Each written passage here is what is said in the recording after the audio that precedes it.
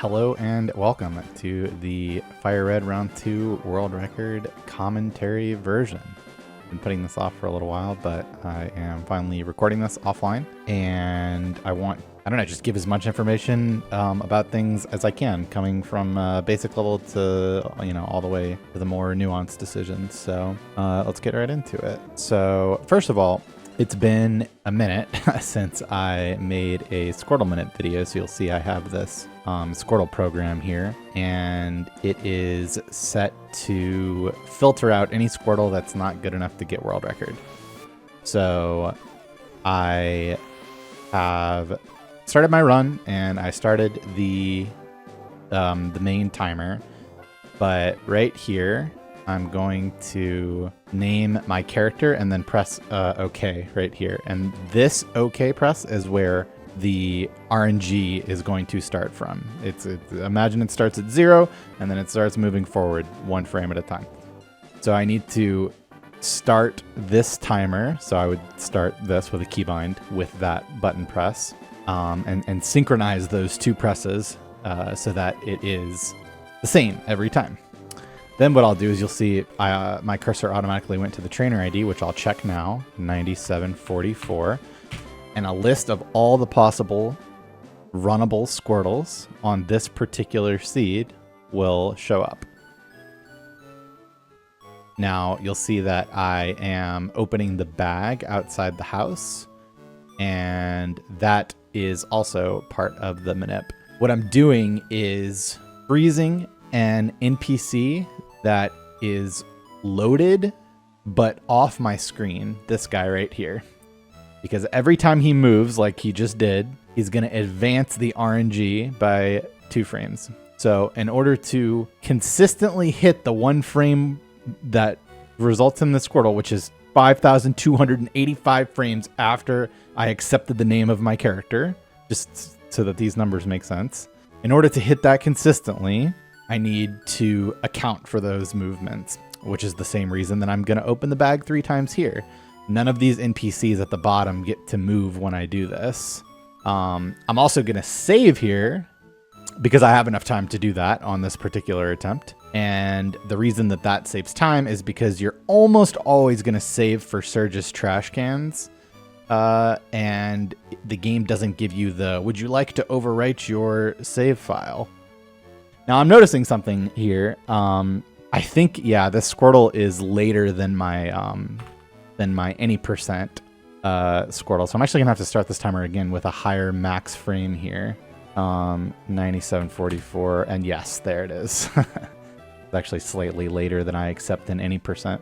So I'm gonna get rid of this soon, but I just wanted to show, this program and what exactly I'm doing when I'm going for these Squirtles.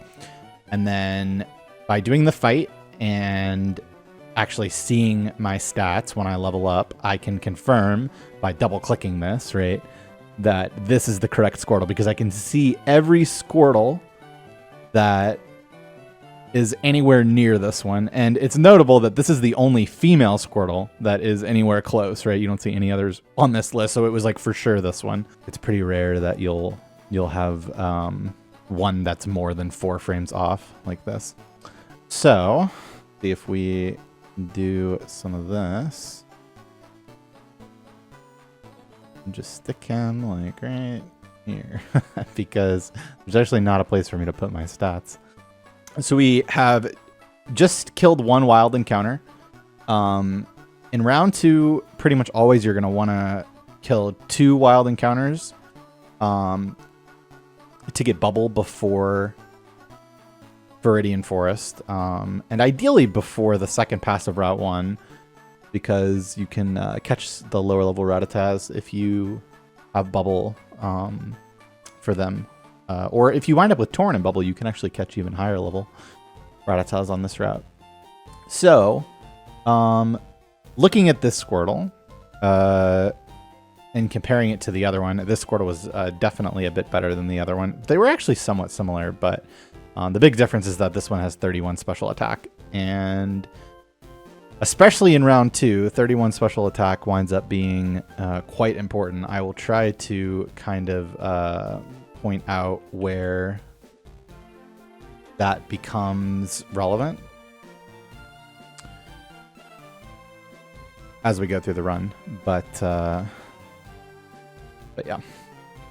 So we had, oh, that's funny. I opened my my HP spreadsheet that shows me all the exact HP and how much HP I'm going to gain at each level. And I was going to go type in 20 HP IV, and of course it's still set to 20 HP IV because I haven't done a run since I got world record. But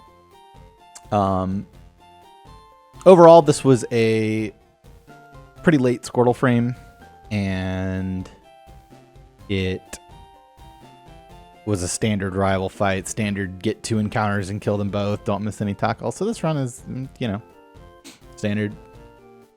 You can definitely have runs like I'll lose almost a minute by this point just to getting growl in the rival fight, missing a tackle here and there, being forced to potion because you got crit by a wild encounter, running into a level 5 Pidgey that outspeeds you and you can't run away, having an even later Squirtle frame than this. All kinds of nonsense that can happen. Or you could just die. You could just die to the Route 1 encounters. That's happened to me more than I'd like to admit. The casuals always get a kick out of that. Like, haha, died to Route 1, LOL. Like, they're not dying to the rival, you know? So this is, people always ask this, why didn't you catch that Pidgey? You need to catch 60 Pokemon. What are you doing? Especially because you do catch that Pidgey in the any percent run, in the round 1 run, any percent glitchless. And the idea behind it is that there's a lot of reasons that stack up to why that Pidgey's not worth catching. Level 3 Rattata isn't worth catching either, though that is closer. And then level 2 is like right on the line where it probably is. But you don't catch that Pidgey for the following reasons. Number 1, you're going to attack it once to weaken it, and then it's generally going to be a 62% catch chance. The way that catching works in this game is that getting the Pokemon in question under certain HP thresholds jumps the catch rate up like another bracket. So, for example, if you had, I think it's 75% HP, then a catch would be on one of those max catch rate mons like Pidgey and Rattata would be 50% to get in the ball. But then once you get it to 74% HP, if it's over that threshold, rounding down, then it would go up to 62% to catch. So 62% catch isn't great. And that leads into the next point, which is that it's very easy to find Pidgey somewhere else. Whether that's Route 3 going for Spearow, where you often want to take the damage from it rather than here where you really don't want to take the damage from it. You can catch one late game or later game with an Ultra Ball, so no weaken, 78% catch, and those Pidgeys rare candy into Pidgeotto. Furthermore, you really don't want to be filling up your party slots right now. Ideally, you would like to get away with not having to take an extra Pokemon Center to make room in your party for what you need for the rest of the run, which catching Pidgey will start to do. And then finally, the last reason is that you only have 5 Pokeballs for this section. And you are trying to catch Caterpie plus Weedle plus Pikachu plus maybe even Rattata after the forest, or Pidgey after the forest sometimes if your HP requires it. So anyway, I paused the video here because I wanted to show this HP threshold here and why this is important. I attack this once, and it's now, I'm used to these HP, you know, just looking at it and at a glance, I know this is a 62% catch, but it's a little more than a 62% catch. It's moving closer to 78. So I know that if I do this much damage again, it's actually going to hit it under, I think it's 31%, and that makes the catch guaranteed. So I actually attack here again. Okay, I see. Okay, so I got string shotted, so I thought I might be at 11. So I got string shotted turn 1, right? That's what happened? Yeah, okay. So now I'm slower.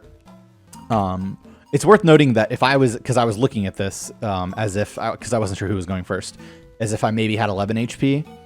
If I had 11 HP here, I wouldn't have done this because I don't want my HP to be a multiple of 3 for Weedle.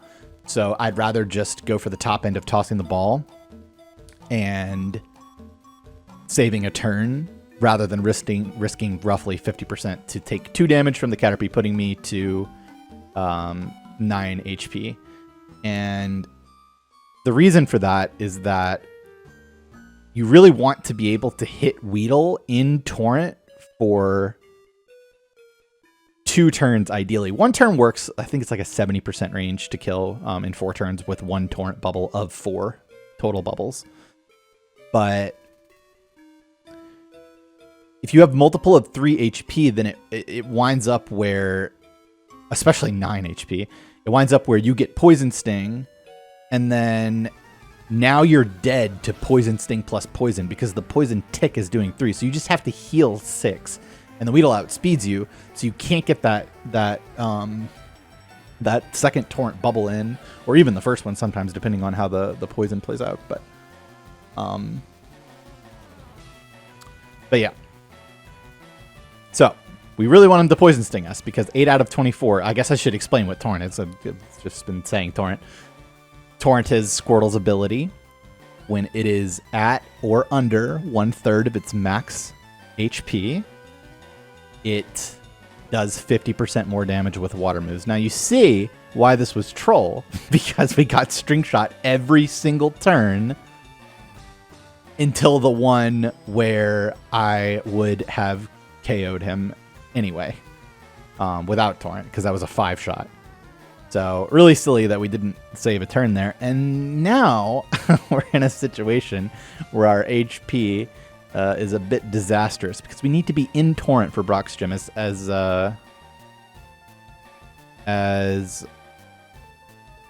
high Torrent that, or as low Torrent that still survives Rock Tomb as possible. Brock's Onyx Rock Tomb. So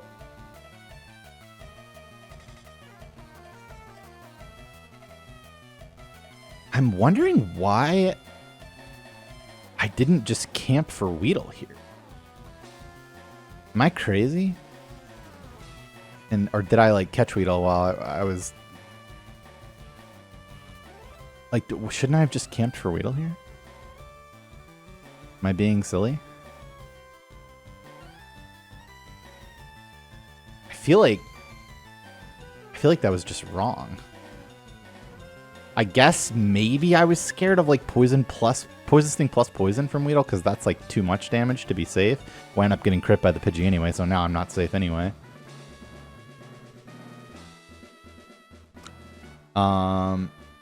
Maybe I'm being silly, but I really feel like I probably should have just camped for Weedle there. Upside of a chance to encounter Pikachu as well.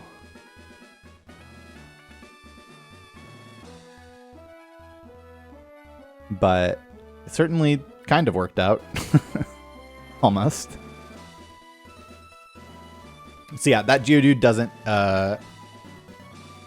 die to regular bubble, and this Sandshrew is a bad range to 3-shot instead of a good range to 2-shot. That was a pretty low roll on the first bubble. And Mineral probably on the second bubble. So this is a question I get a lot is, well, why do you tackle here? It has lower accuracy. Well, it's not by much, and super effective text is really slow. It wastes like 1.5 seconds or so to get super effective text if you didn't need to. Now, the Sandshrew put up 2 defense curls, so I got scared that Tackle wasn't going to kill, but it turns out that Tackle actually does kill there, so that was another misplay. I should have tackled on that turn. Still. But because my bubble rolls were so low and then he defense curled twice, I was sketched out, so I bubbled, but we survived. So now we have to do something kind of silly. Because we got crit by that Pidgey, which we were not expecting. The situation that we find ourselves in is that Rock Tomb is doing 10 to 12 damage here. The Onix outspeeds me, And what am I to do? I'm just dead 80% of the time. So instead, we're going to use withdraw tactically withdraw and hope that this Geodude does not tackle, which is 50% to occur. He could have also defense curled. So now, we're just dead. We're at the end of the line here. Yes, I could potion and then 2-shot with bubble and technically win the fight, but you can't just exit this fight at 25 HP or whatever. It's unacceptable. So unfortunately, we're just dead unless this occurs. Now this is extra fun because what happened here is that tackle after withdraw. Remember, we have a withdraw set up already. Does 4 damage, parentheses 5, and the parentheses is a max roll. Max roll will always do bonus, at least 1 bonus damage, because the damage formula is rolling basically between 85%, I think 85% and 100% of what the formula would suggest that the damage would do. With 100% being like the formula number. And so you roll between 85 and 100% of that. And if you roll 100%, then it's not rounding down anymore. So it's always an extra number. So what happens here is the Onix is checking to see if tackle kills or not when he decides which move to use, because he'll prefer to use tackle over Rock Tomb if the tackle will kill. Remember, we had 5 HP when this started. So what happens is that the Onix checks to see if it will, how much damage it's going to do. It sees that it max rolled, like it basically does a simulation of damage, and it's like, oh, I do 5 damage, I should use tackle. But then the actual damage roll that occurs is separate from that, and we only wind up taking the 15 and 16 chance to take 4 damage and survive. We also would have lived on a Rock Tomb here, but this is even better because now we're at 1 HP. Right? We get to hold as much Torrent as possible from this spot. Which is just fantastic. And it's worth noting that the any percent world record also survives this fight on 1 HP. So it's pretty good to survive on 1 HP. It really opens up the options for what you can do optimally to hold your Torrent as long as possible through Route 3 and Route Moon. In Mount Moon. Yeah, I really don't understand why I didn't simply camp for Weedle rather than going for the Pidgey or Rattata bush after Forest. I think I would almost always camp for Weedle there instead. But it worked out. We survived. And we continue. The shop is kind of interesting, but like the nuance isn't really worth getting into. You buy a bunch of different stuff: Pokeballs, potions, antidotes, paraheals, awakenings, escape ropes, and repels. And the amount of Pokeballs, potions, antidotes, paraheals, and not awakenings. You actually always buy 3 awakenings. So those 4 items.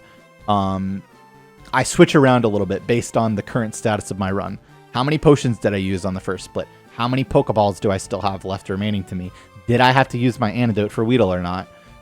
You can really shift this buy around to match the intentions of your run. Sometimes you're like, okay, I'm definitely catching a flyer and nothing else because my HP is good. Or I caught literally nothing on the first split, so I don't even need to buy Pokeballs at all. And so I can buy a few more potions. And that kind of goes hand in hand with my party's completely empty and I have all these Pokeballs and I want to skip the Pokemon Center, which means I need more potions, less Pokeballs. So it's just, there's a bunch of small stuff like that to that menu. I've always liked that buy. So this is the first time that our special attack stat matters. That Caterpie is 15 and 16 to die to a 30 special attack IV water gun. And if it survives, then you are able to get string shotted, and then you're slower than the whole fight. And then in this situation, we actually could have died if that happened. But We didn't have to worry about that because we had 31 special attack. Both of those Caterpies are 15 and 16 ranges.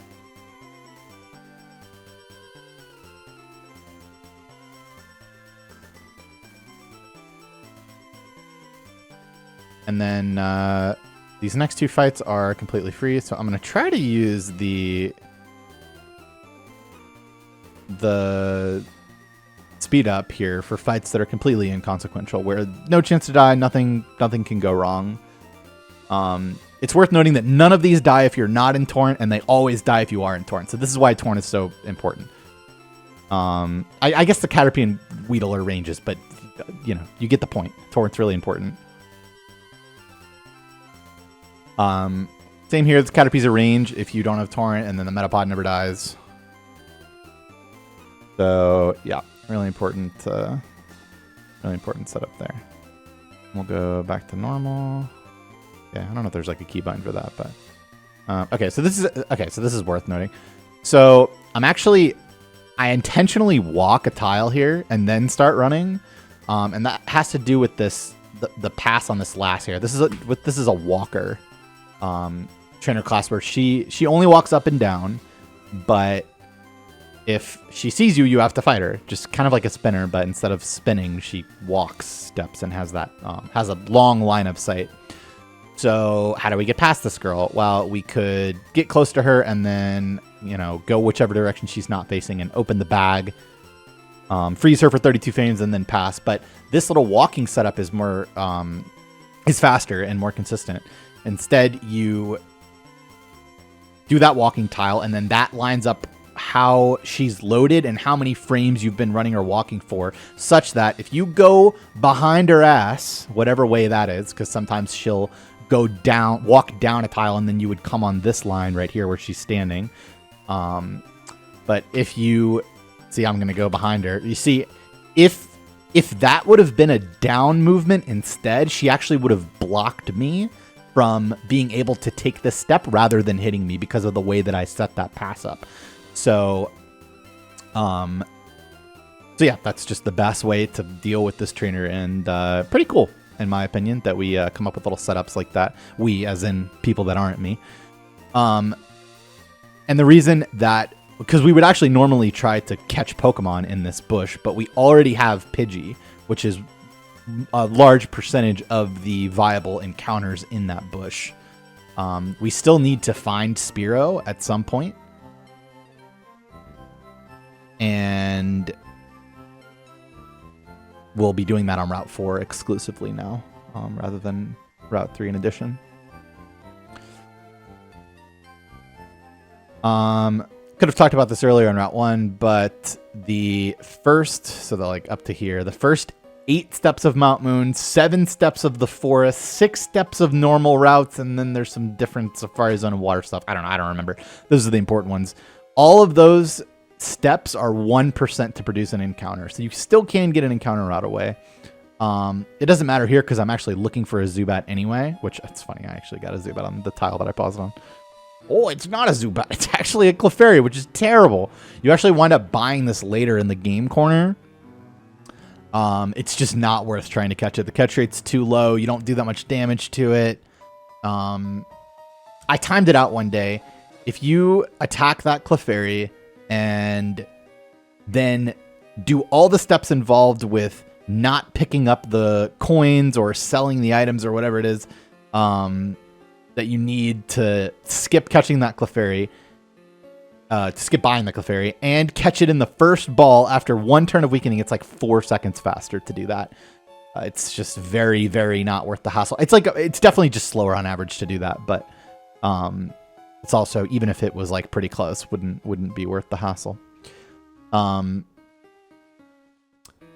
anyway, Zubat is, I think, 69% of the encounters on this floor. So unlucky that we didn't find it. But by fighting Zubat, I took the requisite amount of damage to maintain my Torrent after the evolution to War Turtle at level 16. And I think I actually don't keep it for 17 currently. but it's generally not worth stalling a turn if it's only for 17 Torrent. If it was for level 16 and level 17 War Turtle Torrent, then it would actually be worth either withdrawing or maybe trying to kill with 2 tackles instead of Torrent Bubble, or get into catch zone on the Zubat with 2 tackles instead of Torrent Bubble. But yeah, level 16 Torrent is going to be good enough here. Get that candy, pick up the escape rope, which I have been doing in my any percent runs recently. You're actually not supposed to pick up that escape rope in any percent, but it's hard to break the habit of having run this category for so long. I guess we could do this real quick. So you're gonna see here that let's do the slowdown, huh? I'm gonna see I'm holding up on the control pad to bonk into this wall like that. It's actually faster, assuming you're standing still. It's faster to bonk into the wall and then turn than it is to turn from a standing position. Which is why, well, I guess here you have to run, right? But yeah, you generally want to move in the direction that you're facing. This is another spinner pass. So we force him to look left by running to this tile. Then we walk for 2 tiles, open the menu, and then if he hasn't turned by the time I get this menu open, then it's safe to pass by walking. If I ran past, he'd just look straight up and see me every time. So this menu is basically just for reaction time for me to see, okay, he has not turned up, I can pass. It's safe. Another fastest way to deal with that spinner. Again, you could open the bag completely to freeze him for 32 frames and pass that way, but it's not necessary to do that if you have that set up.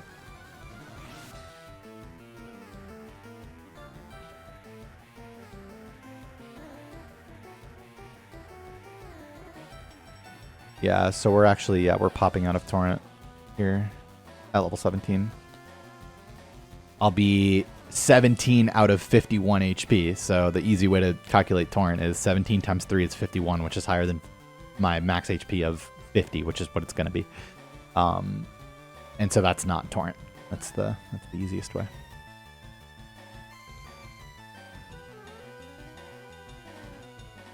Is this on like auto quality? Did it? Yeah, it is. We need to.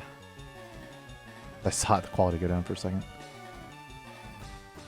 Okay, so Water Gun Grimer, and we get Disable on Water Gun, which is like the worst thing that could happen.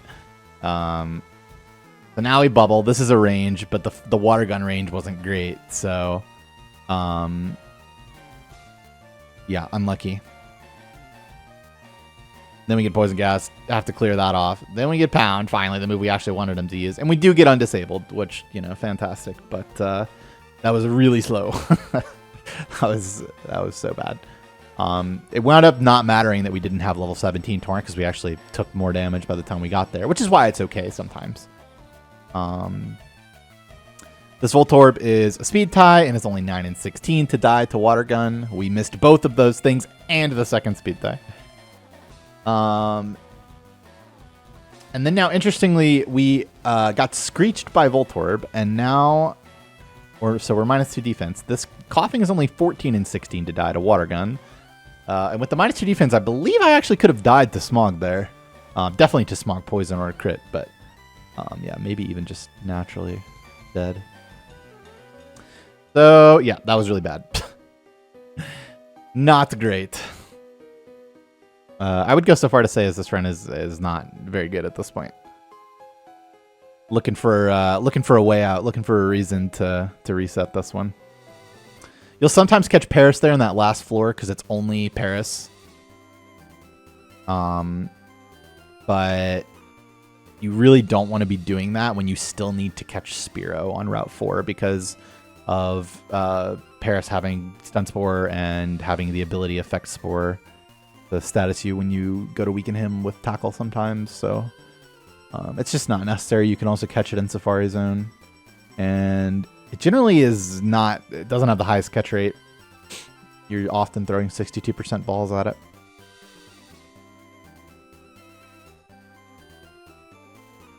Ekans.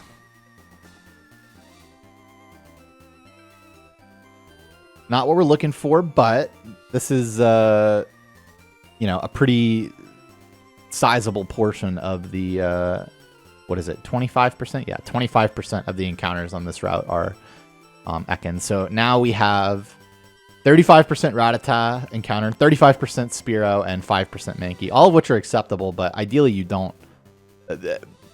You would rather catch the Ekans later when you in the run, where you can just Ultra Ball it without weakening it, and then also Rare Candy it to Arbok. But if it's in front of your face, then it's better to just catch it. And we already know we're taking the Pokemon Center at this point. There's no way we can avoid that. We've caught too many things. But we do get the Spearow without getting a useless encounter, so that's good, though we did already get a useless encounter in Mount Moon.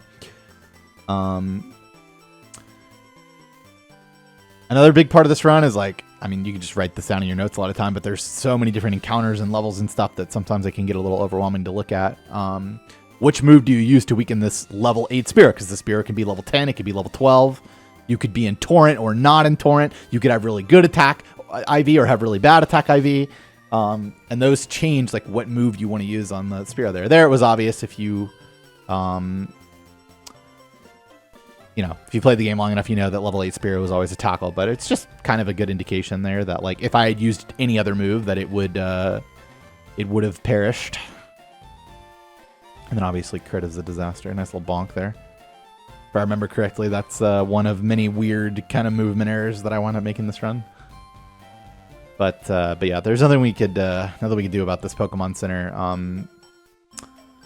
I don't know how often you're actually skipping this. It's probably pretty close to half the time. It just depends on how your early game goes, how many things you caught. But the issue that we have is that, number one, we need Spearow to be in our party so that we can trade it for Farfetch'd in Vermilion City. And number two, we need there to be party space available in our party so that when we buy Abra at the game corner, it will actually enter our party. We do a quick little PC here, get the Spearow in slot 2, where it'll be most of the run for flying. Deposit War Turtle, and then take it back out to heal it. Since we had to take the PC anyway, it's faster to heal it like that instead of, you know, going to talk to Nurse Joy, letting her heal you, and then taking the PC. You just heal the War Turtle inside the PC. Fun fact, that doesn't work in Gen 1. It only starts working in Gen 2.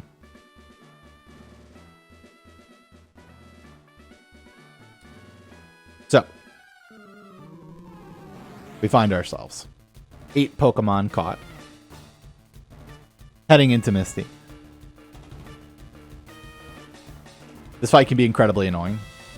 That Staryu can just lead Water Pulse, which has 20% chance to confuse you, and it's always going to Water Pulse on this turn. Quote unquote always. It can technically tackle, but it's very uncommon that it's even possible for that to happen, because it's choosing the damage, the move that does the most damage, which is why this Starmie is going to use Swift on every turn, because this Squirtle is mild. I know it doesn't say that on screen anymore. Which means that I'm taking more damage from physical moves and less damage from special moves. So this Starmie is going to favor Swift rather than Water Pulse, which is actually quite a big benefit, because getting confused by Water Pulse can easily be run over, and the not very effective text from Water Pulse is quite slow when it gets spammed like this. Now you saw that I used Tackle here, and the reason for that is that this was not a very good roll. The Starmie is technically 41% to die to 2 bites. Bite plus bite. But if you miss the range, then it's Super Potions, and that is a disaster. The benefit of tackling is that even if you crit, almost always, like 99 point something% of the time, it's not going to be in heal range, even if you crit the tackle. So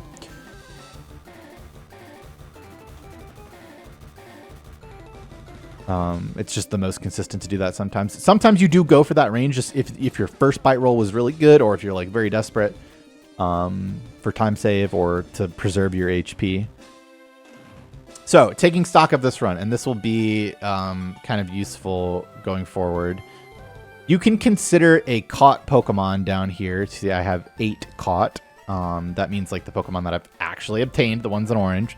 You can consider each of those to be about 40 seconds worth versus their various runs. So you can see that with world record having 7 catches and me being a minute 52 behind, I'm really more like a minute 12 behind. And then I'm 2 catches ahead of PB, so instead of being 240 behind, I'm more like 120 behind. But that is to say that I'm pretty behind both of these runs. Now, both of these runs have very strong Misties, so this isn't quite as bad as it might seem. Like a minute 20 behind at this stage of the run is like pretty significant, but this was a particularly not great Misty. Not horrible, but not great. And PB and Record both have very strong Misty splits for their respective catch counts. So, you may have seen chat talking about this just now, that but I find myself at kind of interesting HP for this fight. Now, you don't want to heal above half for this fight because then you're increasing the chance for this Pidgeotto to use Sand Attack, which just means you have to switch out, let your Slave die, and then come back in. It's super slow. So instead, what we're going to do is we're going to go for a Water Pulse because if you remember the rule before, 20 times 3 is 60, which means that this is Torrent. And Pidgeotto is 1 in 4 to die to Torrent Water Pulse straight up. So we're going to give that a go. And we missed the range. Unlucky. So now we're going to heal. And hopefully get hit back under half. We do. And why we wind up at 23, which is fine. So we avoided a higher chance to get Sand attacked there. And but unfortunately did not get the range. That would have been kind of hot. Bite, no flinch, get Sleep Powder hit. That's kind of a standard outcome. Now it's almost always gonna Vine Whip, though it can Leech Seed, which is a disaster. This right here, this is one of the worst parts of this whole category. Yes, you can technically pick up a Revive for this in Mount Moon, which has its own problems because you often don't have enough Repel Steps to do that. But anyway, that's not really a world record viable strategy at this point anyway, because if you die, you just lose too much time. But the point is that you have to hit this Mega Kick to save your life. There's just not really another way to deal with that fight. If you flinch him on turn 1, then obviously that you can miss that kick and survive then because you're like a turn ahead of the normal outcomes. But yeah, that's like one of my least favorite parts of this category is you play for like 4 hours, man, you know, and you've gone through all these Squirtle manips and you've gone through, you know, and you didn't get enough sleep, and then you get to this fight and you're on like a really good run and you miss the kick, and then it's just back to the lab. It's just back to the lab again. And it's so heartbreaking. And it's happened to every round 2 runner and also any percent runner. But anyway, solid-ish rival fight. Standard. No Sand attack. Wound up getting Sleep Powder. We find ourselves at very low HP. If I was on the absolute god run of all time, I still don't think I would heal this HP because there's nothing that can really kill you outside of miss Mega Kick plus 50% chance to use Absorb. And to that end, we're actually going to speed this up because it's probably one of the last sections that we can just like straight up speed up for the rest of the run. There's one or two more, but we're using Bite here because it's less letters than Water Gun. Each letter that prints takes 1 frame to print. So using a bunch of bites here winds up saving, you know, whatever amount of frames minus how long it took you to switch from Water Gun to Bite, but it's still time saved with, I think as few as 2 bites, it'll be faster. So this is the Oddish. If we miss this Mega Kick, which is 1 in 4, then it has a 50% chance to use Absorb, which would obviously kill us. That doesn't happen this run. Thank goodness. Got some useless crits there. Useless crits, similar to super effective text, wind up wasting like 1.5 seconds or so. So, you know, ideally you would only crit when you want to and never when it's not necessary. But that Sandshrew actually barely dies at level 23. It's barely guaranteed to save the super effective text. And then, yeah, this Ekans we can save going up and then right to Water Pulse. Because I'm in Torrent, so Water Gun kills. If I wasn't in Torrent, it wouldn't. Same with these. I can Water Gun these because I'm in Torrent. not a big deal, but it's less letters than Water Pulse, and you know, don't have to switch the cursor over to Water Pulse. It's actually very easy to. There's kind of a lot of lag when you press fight, and then your move menu opens before you can actually give that directional input to change moves. Like in Sapphire, it's basically impossible to like press fight and then press a direction and then not have it register that direction. But especially if you're switching between those two games, you'll find, holy goodness, there's so much lag.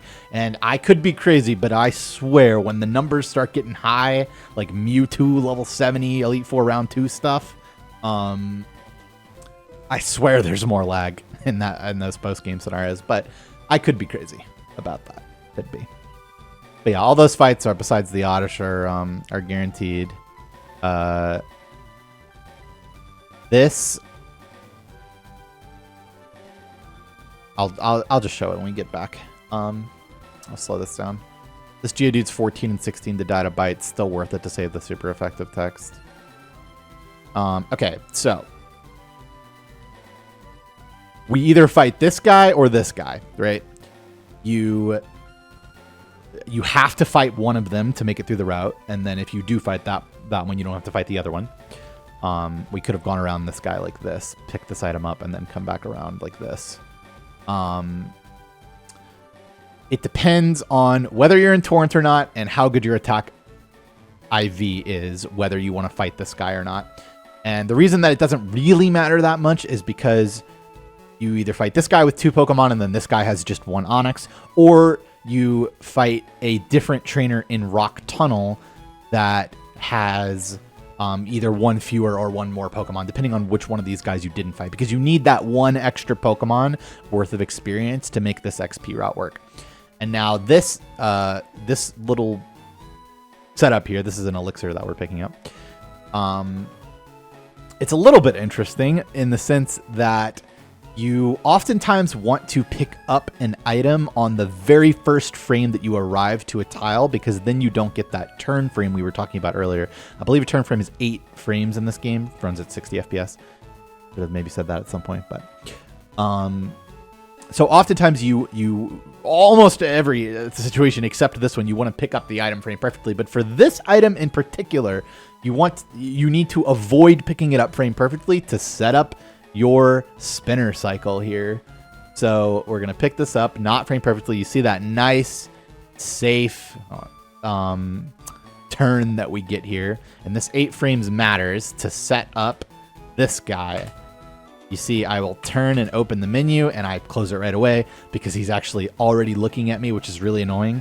But if he wasn't looking at me, then I would be able to just go ahead and do the pass that you'll see me do here.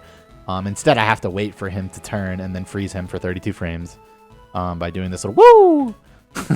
I practiced that so many times. It's not maybe as hard as it looks, but I'll slow it down so you can see exactly what I'm doing here. So we walk, run, walk. Yeah. So walk, run, and that run to here makes him look up. Then we can pass him by walking before he has a chance to turn and look at us. And then we run from this tile. It's a cute little pass. You could just risk it and go on reaction when he turns away. He's only 1 in 16 to hit you because he's 1 in 4 to turn on that cycle, and then 1 in 4 for that direction to be left. But when I've already fought the guy that gives the extra XP, I always do that guaranteed pass instead, even though it's a little bit slower. It's not slower on average, because if you hit him, or if he hits you, then you lose. He has just a slowpoke. I think it's like 22 seconds or something, 23. Not run over, but for a run such as this one, that's probably the nail in the coffin, at least at this point. I'm probably coping pretty hard with this run right now. Telling chat like, oh, this run is fine. I'm only a minute whatever behind. This run is not great right now. It really isn't. Is it a reset? No, but it's kind of depressing at this point. Though this split has been solid. I have notably, since the Rat Attack quick attacked me to, I believe, 2 HP on Bridge Rival, which was a little scary, right? We haven't actually taken any damage since then. So there was a couple Pokemon that could have quick attacked us. Obviously, the Oddish could have just KO'd us. And so here's that first reason why fighting the top hiker that had 2 Pokemon was better on this particular run. Because I'm in Torrent, and that's already good enough reason to do it. Because now I'm level 25 for this Oddish, which means that I can Water Pulse it instead. A Torrent Water Pulse it has to be in Torrent instead of Mega Kick. And this is 13 and 16 to kill, which is a higher chance than Mega Kick is to hit. So you actually get the benefit of higher chance to kill here, plus the chance to confuse, and then he hurts self as a little bonus, though that's really slow. But that alone wouldn't be worth it, except that your Mega Kick count, you only have 5 of them for this section, is actually very important. You can run out. So saving a kick there is super, super nice for consistency. And then you may be wondering, okay, hey, this is another level 13 Oddish. Why wouldn't you just Water Pulse this one too? That's because Pokemon have different natures. Even trainer Pokemon have different natures, and either the second Oddish has a minus special, or the second Oddish has a plus special defense nature, or the first Oddish has a minus special defense nature. One of those. So that second Oddish is only 41% to die. 6 and 16 to die to Water Pulse instead. So it's not worth Water Pulsing that at all, unless you somehow found yourself with 0 kicks, and then maybe it would be.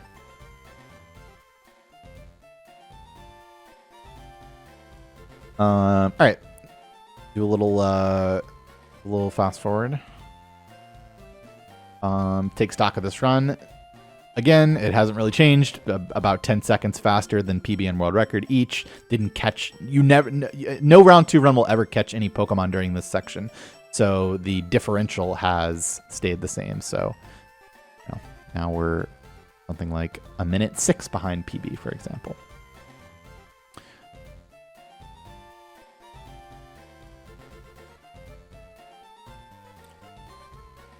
Standard fight, water gun instead of water pulse saves letters if you're in Torrent. Have to kick this Drowsy. It's like, what people always ask, why don't you bite the Drowsy? Because it doesn't die. If it died to bite, I would bite it.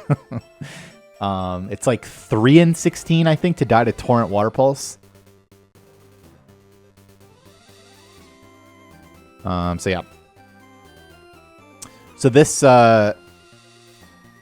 remember I said before that in normal grass, the first 6 steps that you take on a new route are only 1% to produce an encounter each. So you'll see we take 1, 2, 3, and then we dodge this guy, 4, 5, 6. And so those are all only 1% to give an encounter. And I love how you can dodge this second trainer here by just going one around. In Gen 1, you have to fight both of these guys. But in this game, it's... you could just dodge her, even though you come through here like 3 times, up, down, and up, and then down again. So actually 4, right? Depends on if you teleport here or not. But that Raticate requires Torrent Water Pulse to die. Otherwise, you have to kick.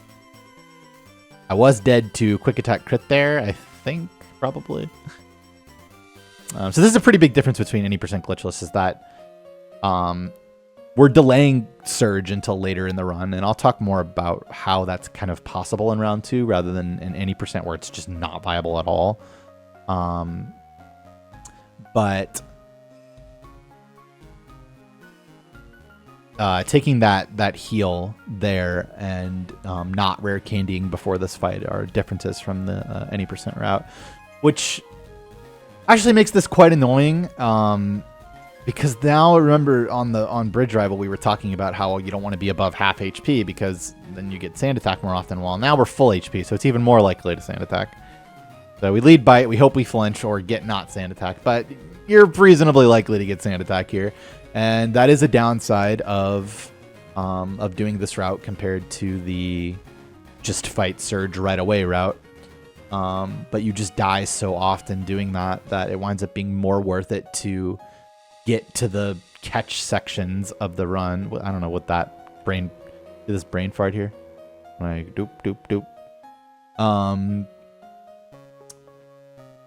It's just more worth it to get to those later sections of the run.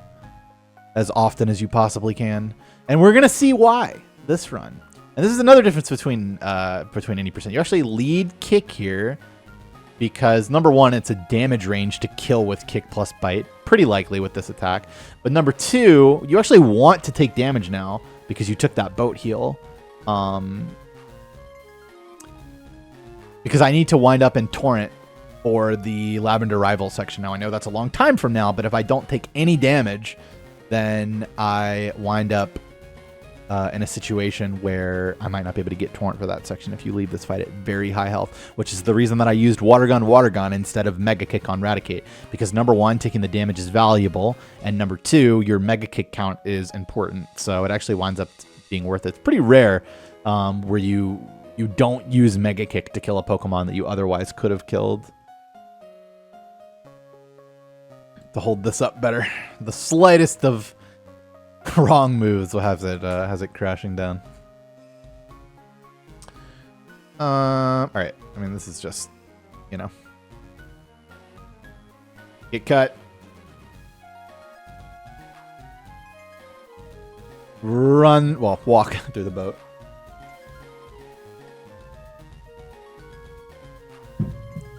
Just water, by the way, if you're curious. And then we'll do our Farfetch'd trade, which is why you need Spearow in your party at this point so that you can do this. Farfetch'd is awesome because, first of all, it's a free extra Pokemon on our way to 60. But number two, it's one of the very few Pokemon that can learn both Cut and Fly in one slot, which lets us condense those necessary aspects of, you know, moving about the game into one party slot, which is very impactful for various things, getting the most out of your party throughout the run because you have both of those in one mon.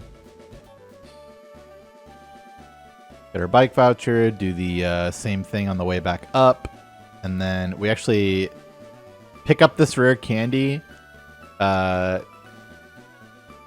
now rather than when we first came to this route, just to save one turn frame. And any percent you pick this up right away because you need it right away. But yeah, we literally save one turn frame from not exiting the building there and then walking left. Instead, you can walk down if you exit the building and go to Vermilion instead of going for the candy. That saves 8 frames to get it after. Not a big deal. All right, biking time. We're going to go into our menu and then register the bike to select and then use it from the menu. So now we just need to press select to get on the bike from now on, but faster to use it from the menu since we're already sitting on top of it with our cursor.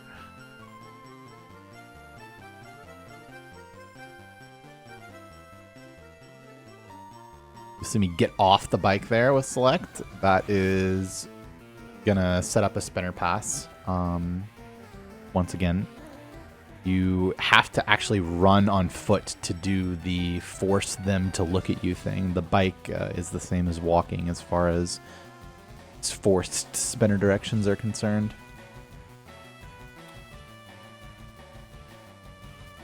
Yeah, that Bellsprout. So this actually, I believe this is 12 and 16 to die with 31 special attack, and it's like 10 and 16 to die with 30 special attack. So 31 special attack does matter there, but we just missed the range anyway. If you're in Torrent, then you can Torrent Water Pulse it, and then it dies, guaranteed, just barely. But we were not in Torrent barely. 27 times 3 is 81, 74 max HP, so not Torrent. Wind up missing the Oddish and getting Torrent for him. And then this next Bellsprout is guaranteed to die to bite, so we don't need to Torrent Water Pulse.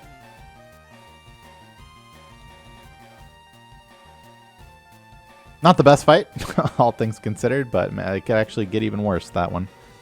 So we force the spinner to look left by running to one specific tile.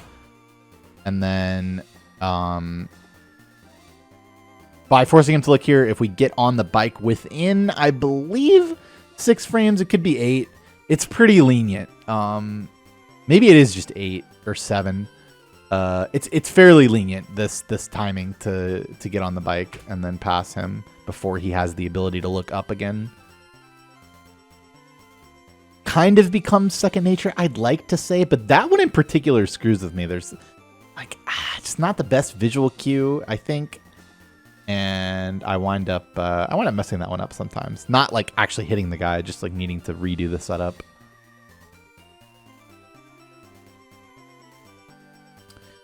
It actually winds up being, like, these die to bite, right? But it actually winds up being faster to just water gun instead of going down to bite and then up right to water pulse after 3 inputs. It's only 1 input instead, so it winds up being faster or by an insignificant margin. But, you know, save all the time you can margin to do that. That Venonat only dies to Torrent Water Pulse, so we did save a turn back from that miss kick into Poison Powder damage.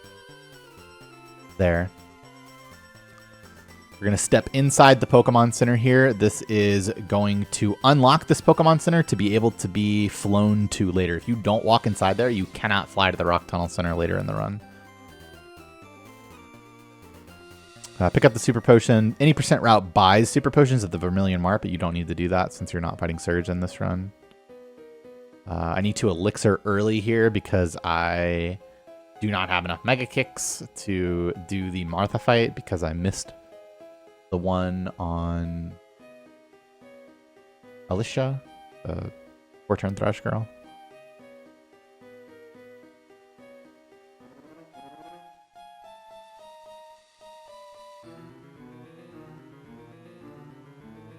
And if you're wondering why I need to come back here later, it's because this is where Power Plant is.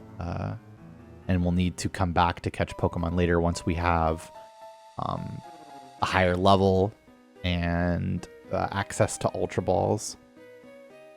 And another reason is that you don't have Surf unlocked at this point, so you can't even get the Power Plant. And also, even if you could, you wouldn't want to fill your party slots up completely because you need to get Abra into your party to get back there, or to get back to Lavender later. So.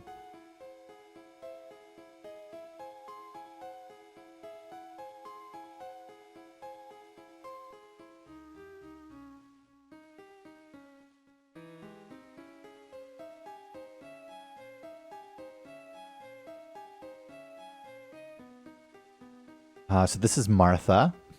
Not my favorite individual. I have lost many a run to this fight. This fight is particularly bad on this route where you don't have the experience from Surge because this Oddish is just a 2-shot pretty much no matter what you do. So we're going to bite here, see how much damage we do, and then based on how much damage we do, we can use one of 3 moves. Bite, Water Pulse, and Mega Kick all have use depending on how much damage you do with this bite. Generally speaking, Bite plus Torrent Water Pulse gets the job done, so it's really nice to be in Torrent for this fight. And then we actually wind up getting Sweet Scent. You can also obviously flinch there or get any of the powder misses. And then, yeah, we do Water Pulse and get the kill. It's like 13 and 16 or so to die to both. It's pretty likely to die to Bite plus Torrent Water Pulse. Not that likely to die to Bite plus Bite. And guaranteed to die to Bite plus Kick, assuming you hit the kick. That Bulbasaur can be a damage range if your attack is not good, but we do have good attack, so it died.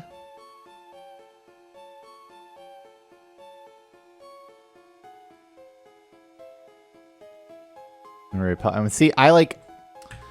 Some people ask me, like, how do you do Rock Tunnel, right? So, like, I know that if I haven't made any movement mistakes and I'm on this bottom line...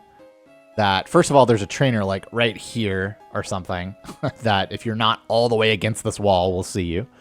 And number 2, that if I haven't made any movement mistakes, that I'm 1 step away from this wall right now. That always happens.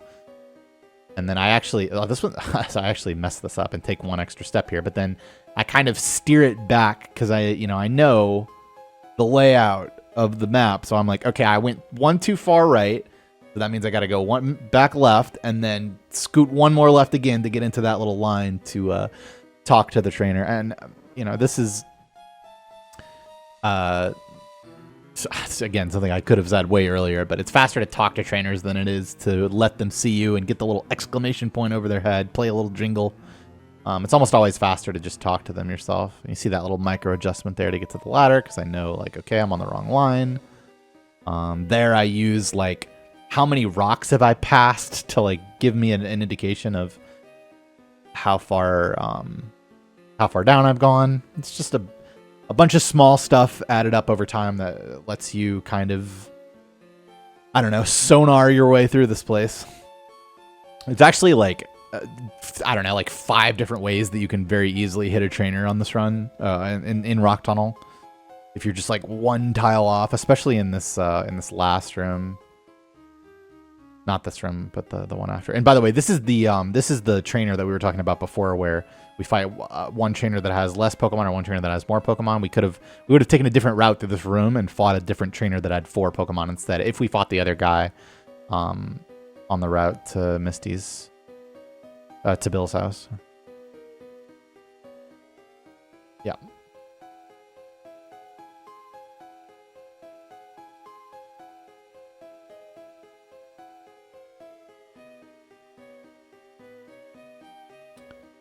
This Jigglypuff is a damage range 14 and 16 if you're not in Torrent. And again, Torrent has some value in many places in this run, and we actually are still barely in Torrent. And assuming this is a +2, then I would have stayed in Torrent. And that's why it's important to know exactly how much HP you're going to gain, right? So like we see, if I go look at my HP chart, and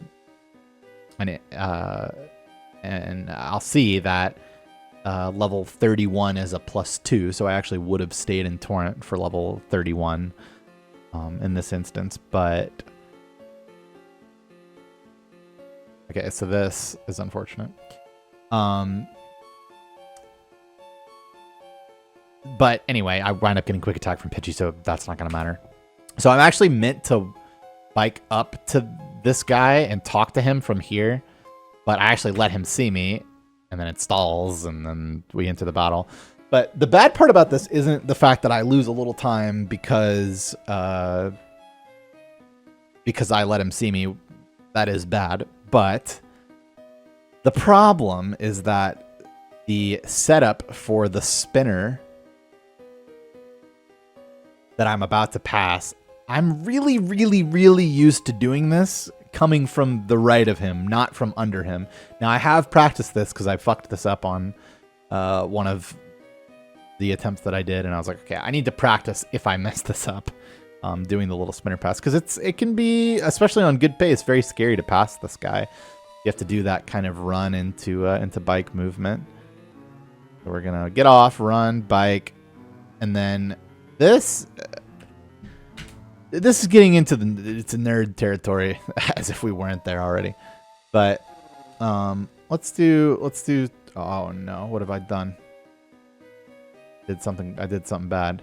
Okay, so we get off the bike, we run on this exact line. I use this little sand pit to kind of like show me that I'm on the right line. Run to actually one of these 2 tiles. You could also run one more tile. See, this guy's forced to look down, and then we're gonna get off the bike and go into this ladder. Now, why would I do that? Well, you see, when the game has to load a new audio track when you're going between map transitions, it won't actually load the new map until that audio track has also loaded. And by getting off the bike, you manipulate the audio track such that there's less audio lag on the transition so that this screen happens faster. That was at half speed, by the way. I don't think I have an example of not doing that, but just know if I'm getting off the bike or on the bike right before a map transition, that's what I am doing. And then this is the room that it's really easy to hit an extra trainer on, like very, very easy. If you have to go to the wall and go down. If you're on this line and you press down here, you hit a trainer instantly. And then same here. This girl, you have to go all the way in front of this rock, not all the way to the wall, because if you went all the way to the wall, then you'd be stuck on the rock. And you're like, oh goodness. And then you try to correct your movement, and then you hit the girl, and then you kill a really good run. Not that that's ever happened to me.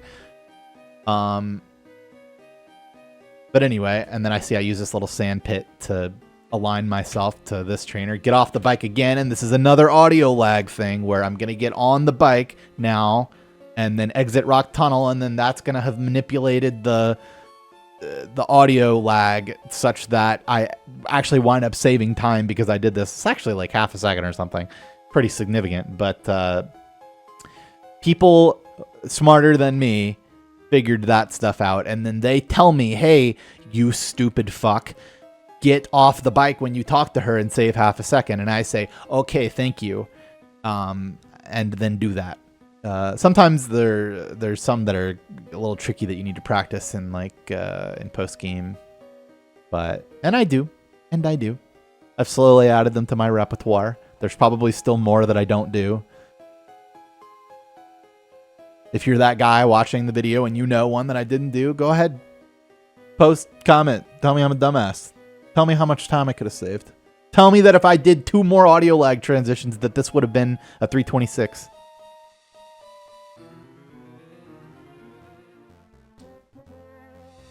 This guy's another walker. This is kind of interesting. It's faster to go down this line here than it is to go 2 to the right and then go like this, right? But even with the ledge hop, it's faster to do this. But if this guy walks right, any point, at any point, basically, he can then walk right again and then see you. Just one right won't do it. So if he walks right, you need to react to that and then go right again. I think there's actually a different setup for this where you kind of do the behind the ass thing that we did to the last on Route 3. I don't know that setup, and I just do this one. I think it's fine. Weird bonk. Enter the Pokemon, the Lavender Pokemon Center, because this one's for teleport rather than being able to fly here. Because when the Pokemon Center is connected to a city like that, you just have to pass through and then you can fly back. It's specifically that Rock Tunnel Center that you need to walk in to be able to fly to. But the last Pokemon Center that you walked in is also where you'll teleport when you teleport. So that's why we walked in that one.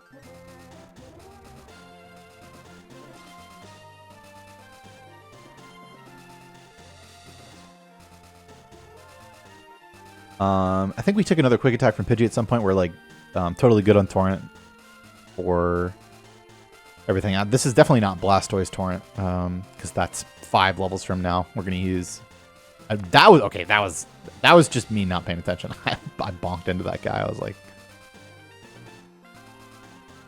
yeah, I don't even know how that's possible. So I'm gonna get off the bike here and then go through the transition audio lag thing. You can kind of see here, if you judge this transition, it's boom, right away. And then this one, you see how much longer that is? It's kind of the idea. Then you can't influence that one. Is the difference between those two transitions. Just to kind of get a feel for what we're talking about there. We're going to pick up our good friend Eevee here. +1 for free. Plus it stones to another Mon. Eevee is the GOAT. You just pick him right up and then you stone him to a second Mon. That's 3 point something % of the way to 60 right there.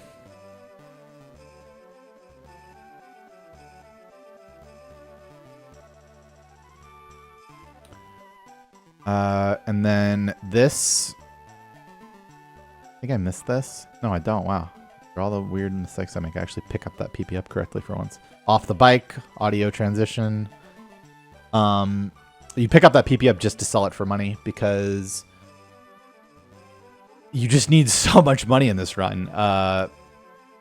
You have to buy coins from the game corner so that you can purchase Abra and Clefairy. You need to buy a shit ton of Ultra Balls. You go to the department store only once. You have to buy all your X specials, X accuracies, X attacks, etc. for the whole run in one go. So you have to buy a lot of them because this run is so long.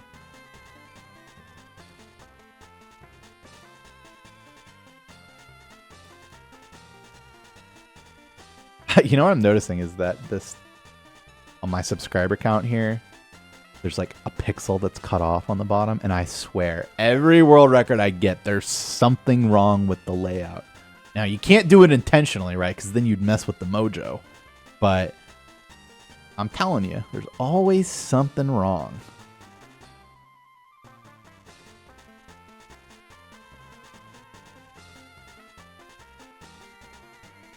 That Raticate only dies to Torrent Water Pulse, by the way. So, didn't have to use a kick there.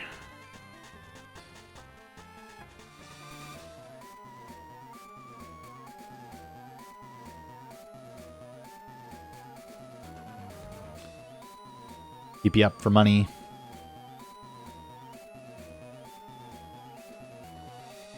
Nugget, obviously, for money.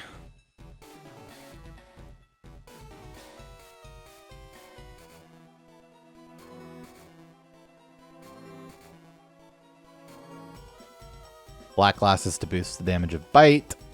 Specifically very strong on the Lorelei fight.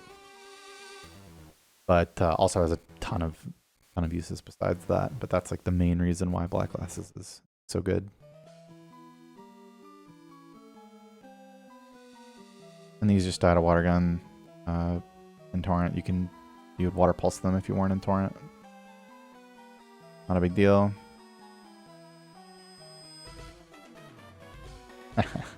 I messed that up a little bit. Tried to bonk off the guy and then press down, but I let go of down too fast or something, or like didn't actually get the bonk, so it messed up my timing. I'm not sure which, but did a little dance there. That guy is a spinner you can hit. People always ask me why I pick up this Moonstone. It's because it's literally in your fucking way. You have to pick it up. But in this run, you actually use that Moonstone, so it's even doubly. But yeah, you have to pick that up to beat the game, straight up.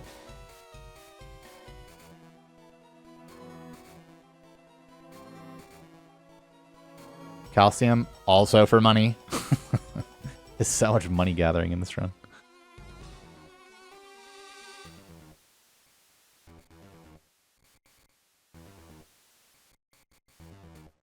Ooh, I forget exactly what these Ekans ranges are. I do think they are worse with 30 special attack. But with Torrent, they just die. Fantastic.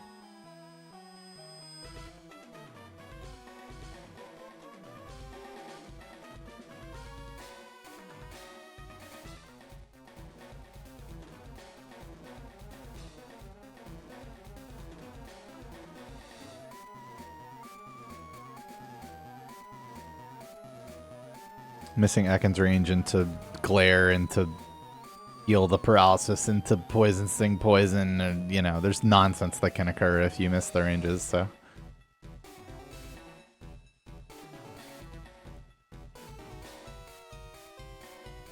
And then this Ekans is a pretty good range, like 10 and 16 to die in the any percent run, but because you don't have Surge's XP, you've used one less for candy and such, you actually have to just bite Water Pulse. And if you're not in Torrent, you actually have to Water Pulse just to kill this stupid thing.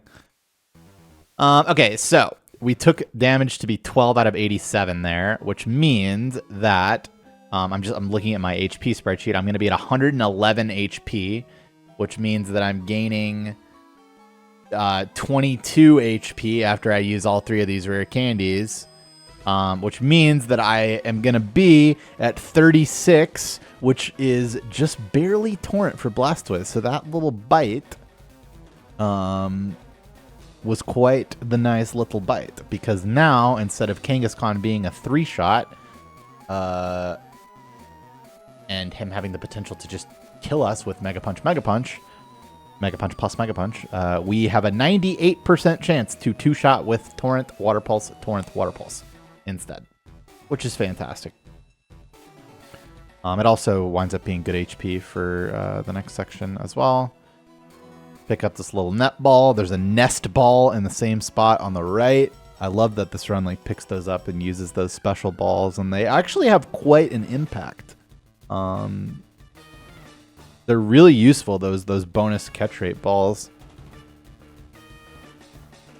And yep, 36 out of 111. 37 would also be Torrent. 37 times 3 is 111.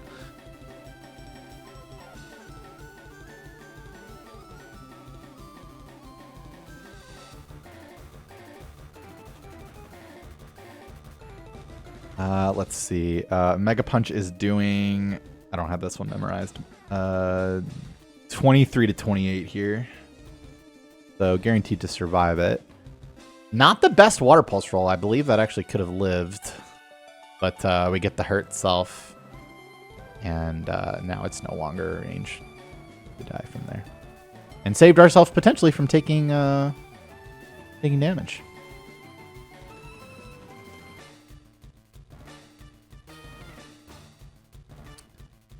Soul Scope, Nest Ball, and Escape Rep Out. I'd also heal in this menu if I needed to, but I don't. My HP's already good. Then we pick up Abra and Clefairy. I'm going to pick up Abra second so that it's at the bottom of my party. That makes it less inputs to get to it.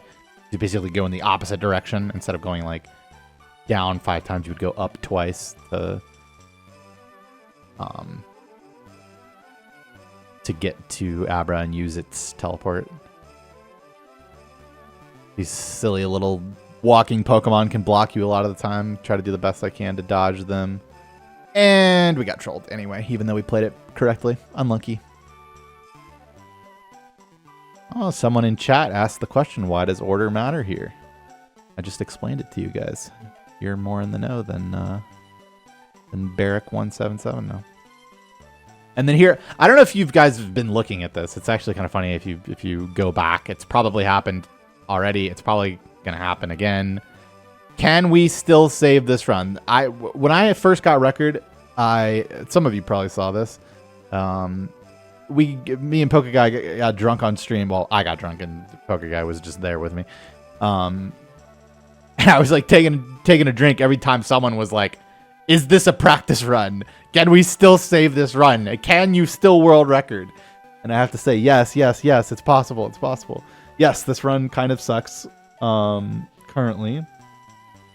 But you have to consider that we have 3 extra Pokemon, or 2 minutes worth on PB. So we're a minute 16 behind PB. That's not ideal, but... Oh yeah, we have to buy a bunch of stones too. That's another reason you need money. And then just so many of these items. 4x attacks, 6x speeds, 22x specials. I bought an extra X speed this run instead of an X special. Sometimes you'll buy 5 speeds, 23 specs. I think the 6th speed has enough value to be worth it. But it's super minor stuff.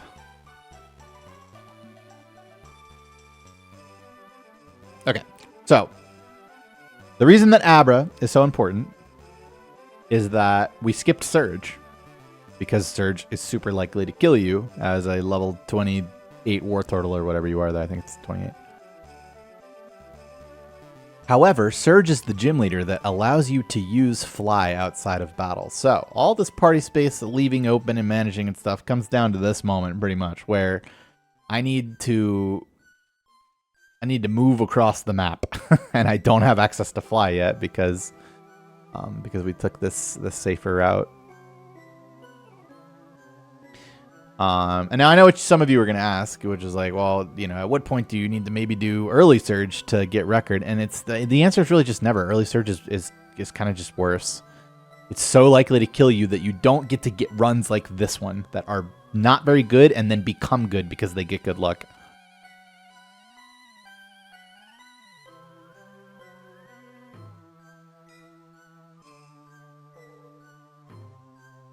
It's a good sand attack there. Guard spec. Avoid stat changes, including sand attack. Because you see, if we didn't get sand attack on that turn, then I would have just died, actually, and with that exact combination, or I would have been forced to heal. And you can't heal, or because then your guard spec runs out. The reason this try to sick is because you guard spec to stop the chance of getting sand attacked. But this Gyarados has Intimidate, and the guard spec blocks the Intimidate right before it wears out. So yeah, if you were to use a healing turn there, then it would wear out, and then you would get intimidated, and then the Mega Kick wouldn't kill. We also used an X accuracy there, X accuracy plus Mega Kick, accuracy is 99% to hit. So there still is a 1% chance to miss with Mega Kick. But thankfully that didn't happen this time. I have lost more than one run, and one in particular stands out of my memory that was super, super good at this stage that wound up dying to that 1% miss.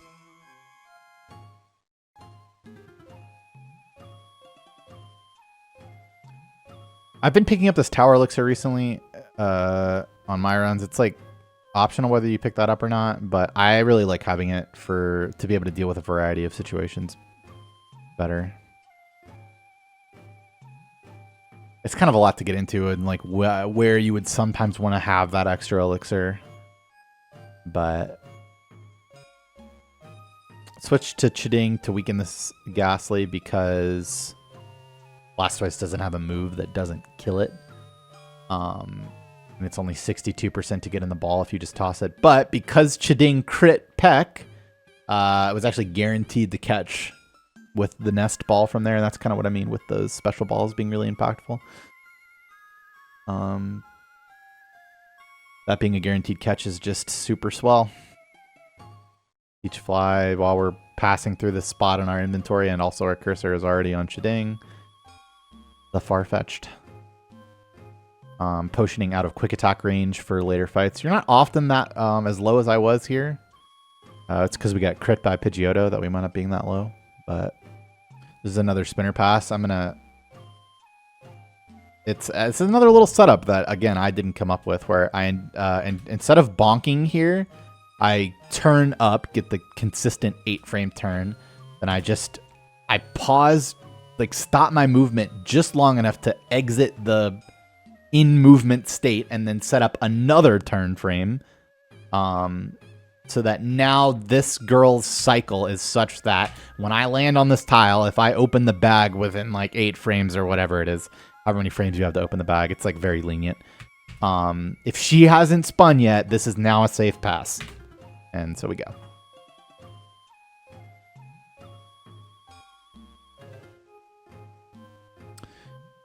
We can speed this up. A good speed up section. These are all free. If you're in Torrent. Very big asterisk with if you're in Torrent. Now, you know, as we talked about kind of starting on Boat Rival, you've kind of made decisions such that you'll wind up in Torrent here. And then you even wind up like stalling on Gyarados to take thrash damage, or you know, some other kind of desperation play to make sure that you're in Torrent for this section, because there are a few Pokemon that you must be in Torrent for. This Marowak is one of them. Golbat is one of them. Drowsy, you have to be in Torrent to die to Water Pulse. And then for the entire Koga gym section, you want to be in Torrent for all of that. But other than that, these fights are free. There's 2 quick attackers on the last fight, so you can like technically die there if your HP's too low. But they're only 1 in 4 to quick attack, no AI for it, so pretty unlikely for that to occur.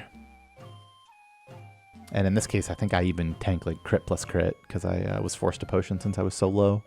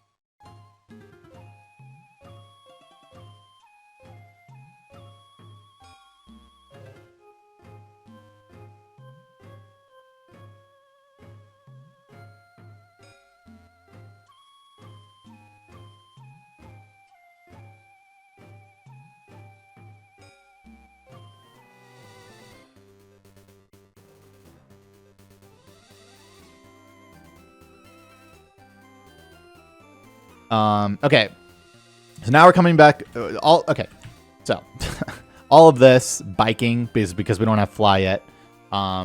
This is the section that you would skip if you caught early Pikachu. because you don't have to go to power plant, so you can leave. You cannot enter any of those Pokemon centers. Leave your waypoint in Vermilion, teleport back to Vermilion, unlock fly, and then do the section that we just did. To kind of reverse those two.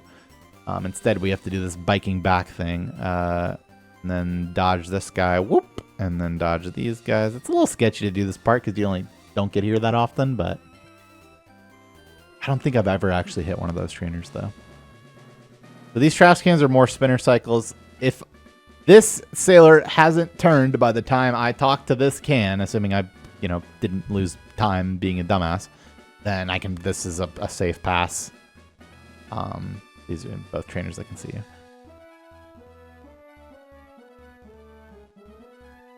Let's fight this guy while we're here. Kind of weird / anticlimactic to like split up your can checking, but it's just optimal to fight this guy right now.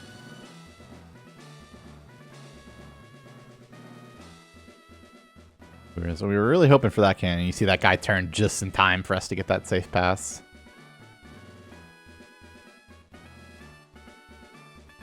Uh-oh. Cans are not great. Okay, so this guy actually turned into us. We're waiting and we're waiting. And you see, I went for a setup where it would have been safe to pass him, but I wasn't confident in the timing. So I opened the Pokemon menu to actually freeze him for 32 frames to get a guaranteed pass. We find the can pretty late. One of the last cans we checked. Unlucky.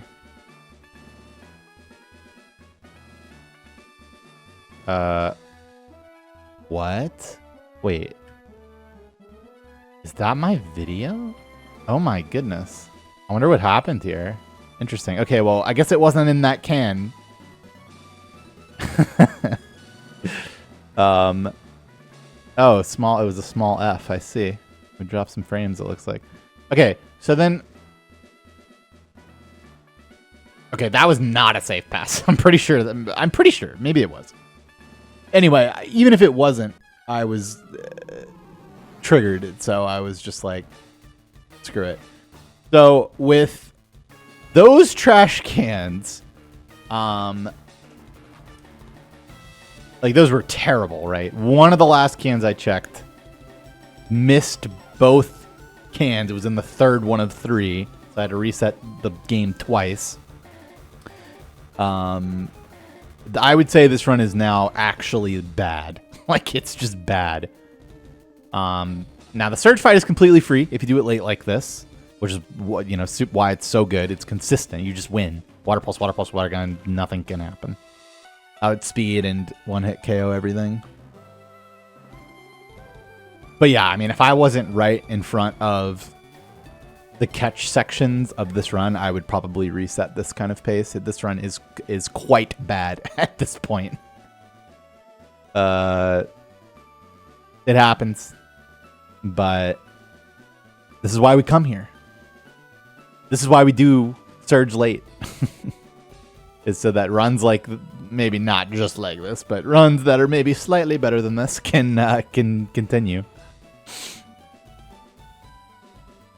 And then after Snorlax here, we're gonna take a look. So, 4 minutes behind PB. Now, we have 3 extra mons on PB. Caught 14. PB's caught 11, you can see here. And world record has 13. So we have 3 extra mons, so that's 2 minutes in front behind PB. Since 3 mons were 2 minutes, 40 seconds apiece. And then against record, we are 1:52 behind, so basically 2 minutes. We're basically 2 minutes behind PB and world record at this point, which is not good. This is more spinner shenanigans. If this, you see how like because these guys are all in the same cycle, the same like spin cycle. So you see when I bonk up into this fence, this biker right here is gonna spin, boom. So this cycle kind of lines up, and then I pause to give myself enough time to process the information of whether this guy has spun or not, because if he spins up, then I can pass him by going down and left, and if he hasn't spun, then I pass him by going left and down. These bikers have a range of 1, by the way, so like you have to be right here to get seen. Even like 1 tile to the right or 1 tile to the left wouldn't get seen. So then we go again, and you see again, there's actually very nice. A lot of times they just won't move at all, so you like aren't 100% sure if you got your timing for these cycles down. It's again relatively lenient, but also pretty easy to mess up. And so once these guys are not facing the direction that I need to pass, this is again a safe pass. And I do that little pause to allow myself the reaction time. Okay, so this is actually one of the worst things I do in the whole run. So we need to count 4 lamp posts here. It's the 4th lamp post. So we'll count the lamp posts with me after the trainer, right? After this trainer that we're passing. So we go 1, 2, 3, 4. Oh, the 3rd lamp post, and then I'm like, shit. I think I miscounted my lamp posts. So that was very silly. Very, very silly. But we got the max elixir. So lovely. As if this run needed just a little extra shit cherry on top. Wait. Okay, I was like looking away for a second. I took way too long to get into that mart. What even happened? Bonk, bonk, bonk. And then I'm like, Jesus, like, stop moving. Get off the wall. You do get kind of stuck to walls sometimes because it takes longer than you'd think to, like, go through the whole bonk animation and then actually move. So I, like... but there's still no excuse. That was so bad. I'm, like, so over this run right now. Probably pretty late in the day, too. I try to do an audio lag. Okay, this is hilarious. I try to do one of those audio lag skips to get off the bike, and I just make it cut so much slower in the end by trying to do it. It's like the weirdest. I've never done that in my life before, but you know what? It all leads up to things turning around. Chat asks if I'm drunk. I'm not drunk, not yet. Safari Zone. No encounters. Bonk the fence for a good measure.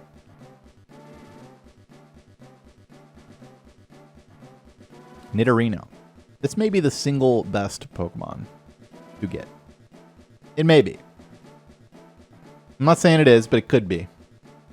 It's like, oh god, like 35% or something to get in the ball after a rock.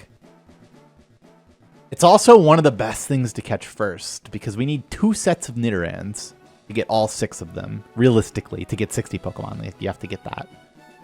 Leaf Stone, we couldn't afford the one earlier. You never can, to be clear, but indication of how tight money is that we bought a stack of Leaf Stones and had to pick one up also in addition to that.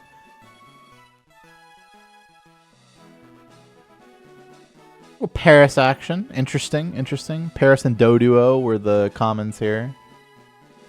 As well as Nidoran male always is and everything. 40% to get in the ball.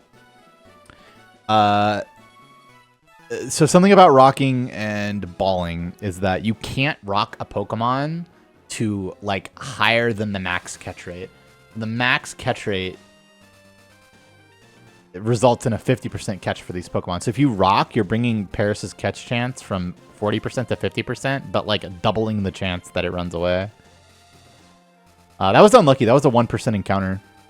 I believe it's a 1% encounter there. It could be full odds on that tile. I'm not going to sit here and count the tiles and pretend that I remember exactly how many. But I'm pretty sure if you do the movement correctly, those are all 1% tiles. And we got a duplicate Paris. A little more movement. Salad.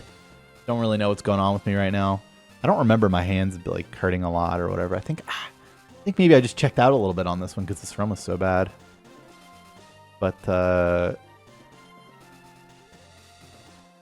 you know. Maybe we start to believe a little bit if this gets in the ball. Oh, now hold on. Now, the execute is what? 38% to get in the ball after rock? Maybe it's the same as Nidorino. I don't remember. It's they're all in that 30 to 40% range, all the rock mons. But execute's amazing because it's worth 2 Pokemon, right? You catch it, you Leaf Stone it. And then the nuts. 5% female Nidoran. This, if this just gets in the ball... It didn't. This just doesn't run away. Dude, if that ran away, I may have cried. Even with how bad this run is, I'm starting to be like, okay, the Safari's getting a little crazy. It's getting a little crazy. That being said, we're done with our Nidorans. However, we have Venonat and Doduo available. So we do opt to stay. And we bink the Doduo. And so now we're just done, right? We're just done. Because, yeah, we already have Paris. So we're literally just walking out of Safari Zone now. Like, that's all we need. That being said, I do also have male Nidoran as an option here. Male Nidoran, Rhyhorn, Venonat, or sorry, Venomoth. So it's like not the end of the world if I get an encounter here. We do wind up getting another big Nidoran, which is kind of funny.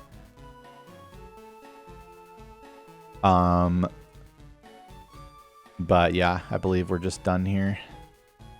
So my options that were available to me were 20% Nidoran male, 20% Rhyhorn, 5% Nidorina, and 5% Venomoth for a total of 50% to get a good encounter, which is usually an encounter like value chance, like a chance to get a good encounter that you'd want to stay for in most zones. But considering the value of what we caught and how many Mons we've caught total, and the fact that 3 out of 4 of those are rock Mons, which means that you can easily get stuck in a cycle of get the encounter, throw the rock, it runs away, don't catch. And so I definitely agree with this decision, especially on this pace where it's like kind of shitty. It's funny that I convinced myself to pick up the revive there. That's wild. Even after taking the extra step. Me knowing me, once I took the extra step above the revive on this run, I would have expected myself to just skip the revive. But I've died too many times in this category, and I'm hyped up on the fact that that Safari Zone was kind of sick. That Safari Zone was really good. The Nidorino, the female Nidoran to save trading male Nidoran for female later in the run. We got 5 out of 6 Nidos that way. Paris, Doduo, Execute worth 2. Still have Venonat available later on the islands. This run just took a turn. It's going to need more than that. So, a run this bad needs more than just that. But that was extremely good. And I believe we're going to see that reflected in the catch counts versus, versus time differential after this segment. This fight is free with Surf. Let's just fast forward. Well, again, it's free with Torrent and Surf. If you found yourself not to be in Torrent, then you would be in for a very sad fight here. They have fucking Hypnosis and Poison Gas and shit. All right, another little spinner pass here. Again, we do this, then we go doop doop, and then if he hasn't spun by the time that we do that, then and open the menu, then it's a safe pass. One of my least favorite fights in the run, Koga. This coughing either has self-destruct or smokescreen or both. So you can't set up on it anyway. You just have to kill it. And then you would think, oh, well, you could just X special on the muck and then X special torrent to kill the muck. Nope, it doesn't die. It doesn't die to X special torrent. Normally, it will just acid armor or minimize there. Minimize not great because you got to hit through the minimize. But it's much better than getting sludged, which is not likely. And I was also dead to poison because now this Weezing is only 6 and 16 to die to Surf, 41%. And if I don't kill him, then I am instead going to be the one who dies. However, we clutch up. It's at this point, to all the ladies out there, that I'm just gonna give you a little tidbit of information here. This is the first FireRed Leaf Green world record with a female Squirtle ever in either category. Now there may be the glitched category or something I don't know about. I don't even know if they pick Squirtle in that category, but anyway, girl power. So taking stock of this run now, remember, we were against PB. We were 2 minutes. Wait, 1, 2, 3. Yeah, we were 2 minutes and 2 seconds behind PB before Safari Zone. After Safari Zone, we have 2 extra catches on this, but now we're only 2 minutes behind, which means that we're only 40 seconds behind now. Plus, we have female Nidorans, so we don't have to do the trade, to where you could actually consider this run to be like almost tied with PB. Don't have to evolve Nidorino either. Now we don't have Nidoran, so that's not like quite as equal of a comparison, but you see how drastically this run shifted with that Safari Zone. I mean, yeah, that was a game changer, that one. And then, you know, getting that Koga range was really impactful too. Like this run is 40 seconds worse or some shit, 30 to 40 seconds worse if we miss that wheezing range. Maybe even worse than that. Like accounting for the fact that you just one-shot it versus then coming back and having to revive and then two-shot it. We're missing one of our bugs. Picked up the old Amber for Aerodactyl while we're here. And we need Weedle, and we get Weedle. That was 40%. You have to catch both bugs, like realistically, to get to 60 Pokemon. You wind up swap training them on one fight each to get Metapod, then Beedrill, and Metapod, then Butterfree, and then Kakuna, then Beedrill. So they just have a ton of value as Pokemon that you can evolve to be worth 3 each without using rare candies, because they need such little XP to evolve twice. Get a little Diglett's Cave action. Obviously, you can run into Dugtrio here, but normally that doesn't happen. And now we have the power of Ultra Balls. 78% for these high catch rate mons to get in the ball. So that Weedle was 78%. This Diglett is 78%. So far, so good. I've definitely lost runs to just like not getting the 40% bug in Forest many times. You go like 6 encounters dry there, and then your run's dead. Wow, that was crazy. I've never like messed that up more than one bonk before. Switch Eevee to the front and make our way to Power Plant. Remember, we walked in the center so we could fly here. Once we were ready, and now we are ready. Eevee actually gets some use here. Blastoise. I bonk the top of the water there. That's so crazy. I've never done that in my life. So interesting. Tentacool here, level 5. And that means Net Ball. I was going to say Nest Ball, but yeah, we already used it on Ghastly. We would have Nest Balled it if we still had it for a guaranteed catch.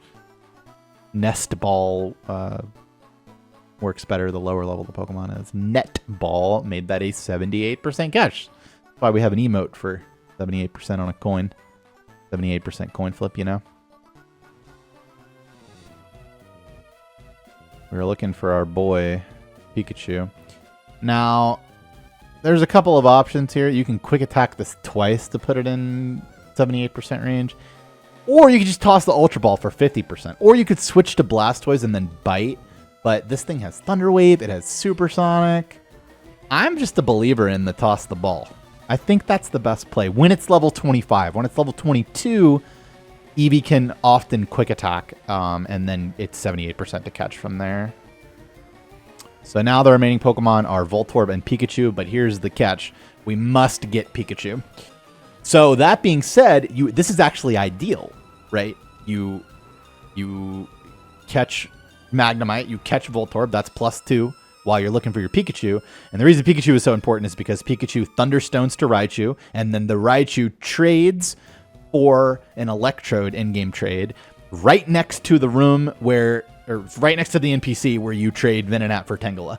So, again, like, as far as, like, viable options to get to 60 Pokemon, like, you pretty much need Pikachu every single run in some form because it's worth 3 Pokemon, and there's just not really a speedrun viably fast way to make up for that. So, the problem, while this is an ideal combination of things to occur, the problem is that Pikachu is now only 25%, 1 in 4. There's also Magnemite, Electabuzz here.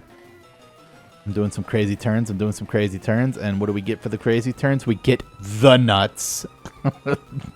The absolute nuts. We call that the 1, 2, 3. You don't often catch 3 things here because if you find Pikachu and Voltorb first, for example, then you would just leave without Magnemite because it's not worth camping for the 30% chance to encounter Magnemite because Magnemite's only worth 1 Pokemon. You can make up for that somewhere else and generally with a higher chance.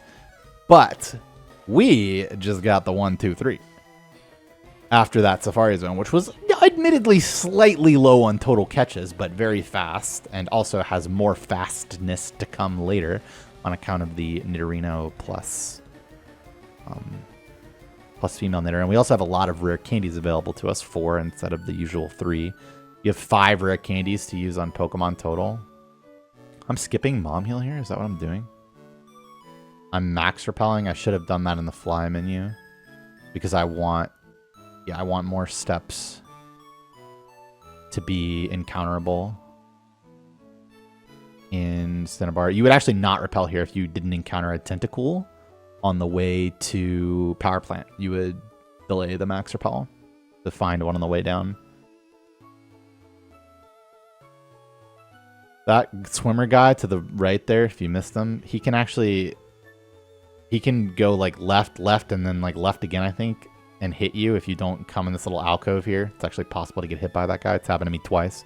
Super unlikely, but that's so... Okay, so I actually messed up that audio lag transition. I made it take longer by doing it the way that I did it. Quite silly. Weird mistakes this run that I just like... And it's not... They're so weird that it almost doesn't bother me. It bothers me a little bit, though, to be clear. Oh, look at that. I got a couple of steps at a higher chance to get small Rattata. Rattata has a higher chance on those top floors, 15 instead of 5. Instead, we find the Raticate. We crit. That's okay. It's the tied for the most common encounter here. So, like, you know, if you're going to crit something, the first thing, and then instead we get to the dog. The dog firestones to the bigger dog. And so this is worth 2 Pokemon, 15% encounter rate, another amazing encounter. A fantastic, lovely encounter. Oh, I actually remember this. I think this, yep. So I thought this was guaranteed. My bad. This is actually a pretty large mistake. It's not like this can do anything, like so terrible, but it's just like this should have been an Ultra Ball. This was, objectively a mistake. Thought this was guaranteed. It wasn't. It's probably pretty damn close, but I didn't actually go and check like what the exact HP Growlithe needs to be at for Great Ball to be guaranteed there, but if you go through the whole game, you'll find something that's guaranteed to Great Ball, and then Great Balling just effectively saves you an Ultra Ball, right? And Ultra Ball count can get a little tight. But, yeah, misplay there for sure. But wound up being okay. And, you know, misplay, get rewarded with again, a more rare encounter. It's... Well, first of all, we're switching to Caterpie here so that he transforms, and then, yes, it copies the catch rate of Caterpie once it transforms into Caterpie. So now it's 78% to get in the ball instead of whatever the stupid bullshit catch rate Ditto has without transforming. So finding the rare things first is good because now we can more reliably stay here and get the common things after. Oh, Thunder said in chat, 43% for HP or lower for Growlithe to be guaranteed with Ultra Ball or with Great Ball. So definitely a bit of a misplay on my part. And then we get a duplicate Growlithe. That's okay. You know, you're happy that you saw it. You'd rather not see 2, but we're missing Coughing and Raticate here. So we're definitely, even if we made it all the way to the card key, we would be staying here. This Coughing's level 30, so I'm going to Bite. If it was 28, then I would have just tossed the Ultra Ball for a 50% chance to get in the ball. And see, this was guaranteed with Great Ball for sure. This is 78% with a Pokeball. So, yeah. Unlucky. Time lost for no reason. But at the same time, this mansion is pretty fire. We did crit Raticate and we did get an extra Growlithe, but we caught Coughing, Ditto, Growlithe. And then we actually have 45% for a good encounter here. With Raticate, Rattata, and no, it's 40%. Sorry, Raticate, Rattata, and Grimer. 40% combined for a useful encounter here. So I agree with not staying, but I think I probably wouldn't even have stayed at 45%. But the thing is that when it's 45%, it's usually like either Coughing or Raticate plus Growlithe, and then it is worth it to stay because Growlithe is worth 2. So that changes your like what you're willing to camp for odds a little bit. But I mean, it could conceivably be, you know, Coughing, Ditto, Grimer or something, and then that would be a harder decision to make. Like, okay, am I gonna find better? Am I going to be forced to go for an encounter that's less likely than 45% to be good at any stage in this run? And if the answer is yes, then you should have camped in Cinnabar for the 45% because that's the best you were going to get. I'm not convinced that that is true in this particular run, but it was 40% anyway. So yeah, definitely a leave. You also want to keep in mind that, again, we have 5 rare candies total to use on Pokemon to level them up by 1 and then have them evolve into a thing. Only one of those is occupied by female Nidoran into Nidorina into Moonstone to Nidoqueen currently. So we have, 4 more possible planned Pokemon than it would seem currently. So overall, that section was extremely good. I mean, if you're looking at the beginning of having beaten Koga, Catch the Bug, the Diglett, the Tentacle, the Power Plant, the Mansion, that was a phenomenal section. Even considering the mistake extra Rattata, or the mistake crit Raticate and extra Growlithe, that was a phenomenal section. This is a pretty good fast forward, actually. You can get some pretty good value out of this because there's like nothing that happens here. These are guaranteed to die, and then oh,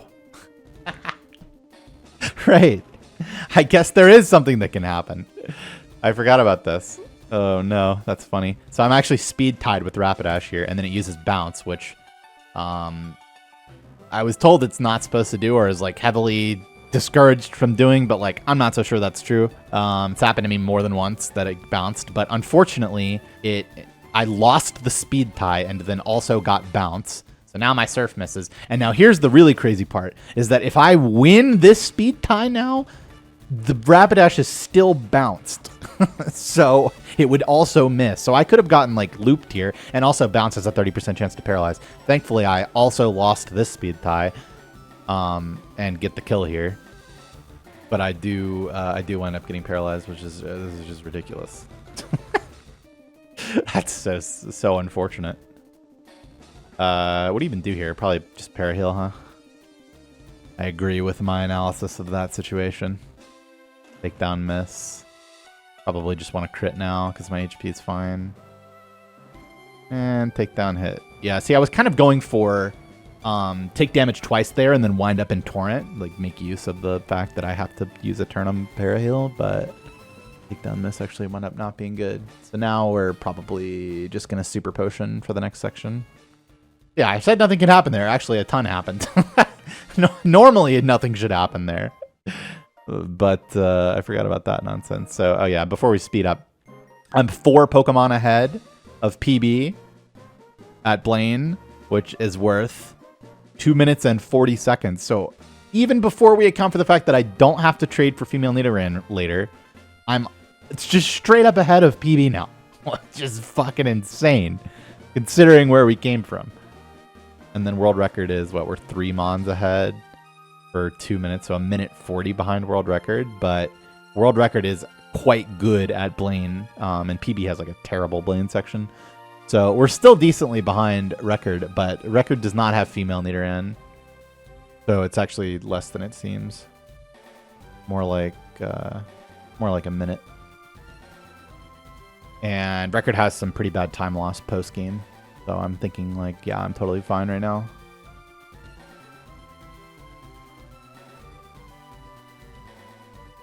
This is all, you know, cutscenes and whatnot. I got off the bike for audio lag. Get there. Super potion plus max repel here, I'm assuming? Yeah. So, because I already have Pidgey, I max repel there to skip the first section of grass that's very Pidgey heavy.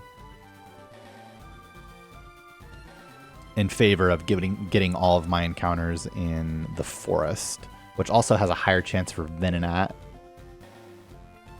10% for Venonat rather than 5% outside. And all these mons are guaranteed to die, except I think this Grimer is 15 and 16 maybe if you're not in Torrent. Pretty unlikely to get trolled there. This is the only real fight here.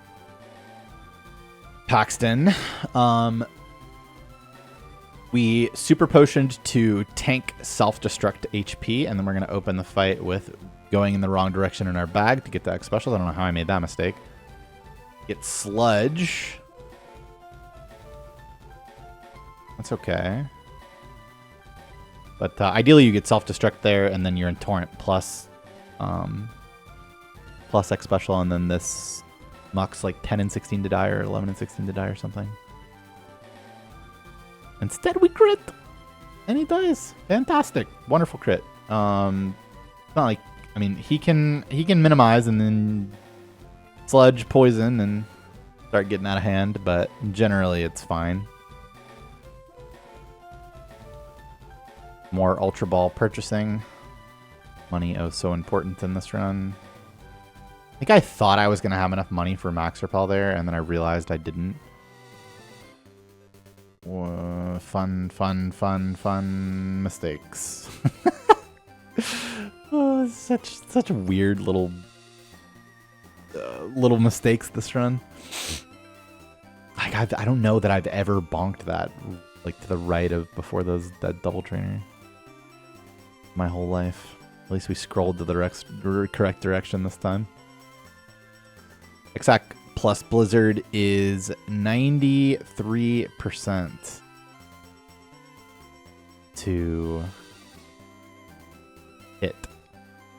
It's the only option you have to deal with this fight, realistically. If you're in Torrent, you can expect Surf all three of these with Torrent, but yeah.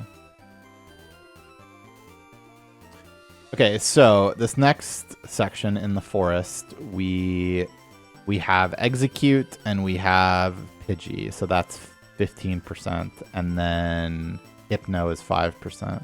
This girl's another walker, but you can just bike past her, and if she moves, she'll block you, and then you can react in a different to which way she moved. That one works out without having to do anything to mess with the cycle. Yeah, I'm actually still max repelled right now, but yeah, it wears out, and that's why I max repel where I do. It's kind of a nice wear out. You want just forest encounters. Bloom, that's the most common, tied 20% with Pidgeotto. Bite, Moonlight, oops, try again. Bite, higher roll, flinch.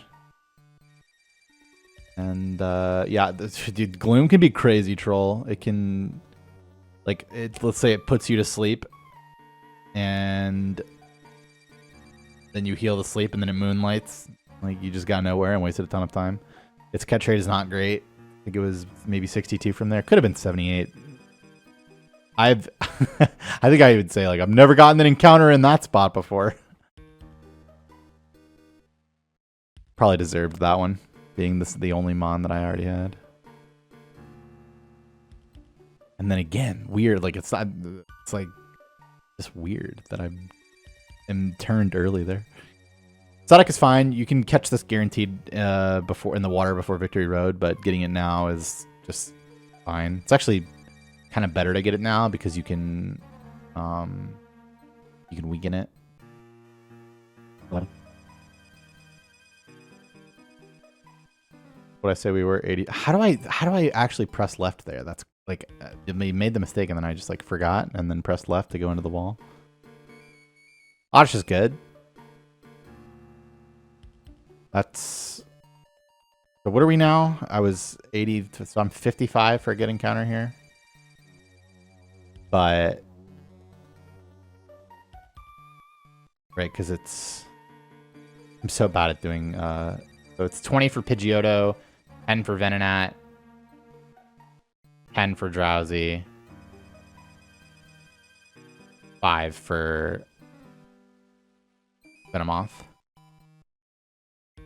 So now it's 20% Pidgeotto, 10% Venomoth. 20% Pidgeotto, 10% Venonat, 5% Venomoth, right? And that's all we have left. It's 35%. Is that what I go for here? Or am I a psycho? Okay. This I actually talked about this a lot when I watched this run the last time. I'm going to make 100% sure here. So we have Pidgeotto at 20%. We have Venonat at 10%. That's 30 total for a good encounter. And then we have, yeah, Venomoth, the 35% for a good encounter. So I am not sure that this was the correct camp. I definitely thought I was at least 40% here if I was like camping without talking about it, which I'm pretty sure I don't. I think I like miscounted. It's definitely not the craziest thing ever to camp here at 35, but I probably could have done better than this for the rest of the run. So probably not the best camp, but because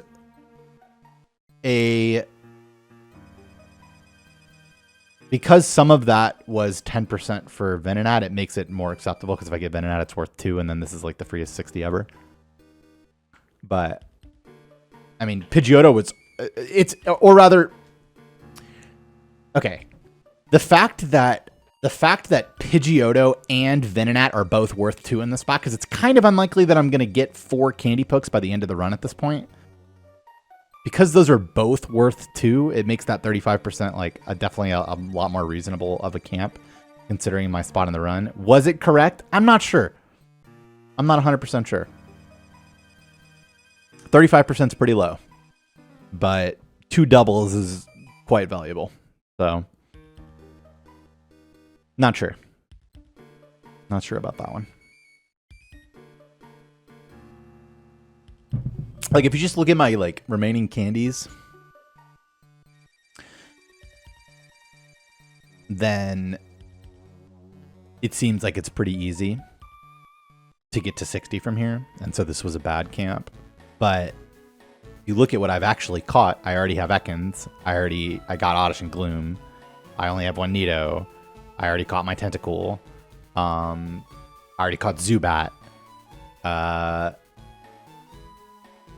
It's just not very likely that I'm going to catch 3 more things.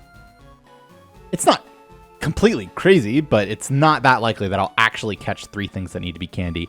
He says, encountering something where I wasn't even going to camp here that can be candied. This was such a sick encounter, actually, because now it's a lot more reasonable to catch 2 more things that can be candied, which puts me at 58 already. So, yeah. Super, super, super crazy little Meowth pickup there. And now we go for Ponyta. There was a world where I actually wasn't staying for Ponyta here. Ponyta's pretty crazy because if it's level 34, you trade it for Seal and then candy the Seal to Dugong, which is what we get here. First encounter. It's 30% for Ponyta. Not all of that is level 34 Ponyta, though.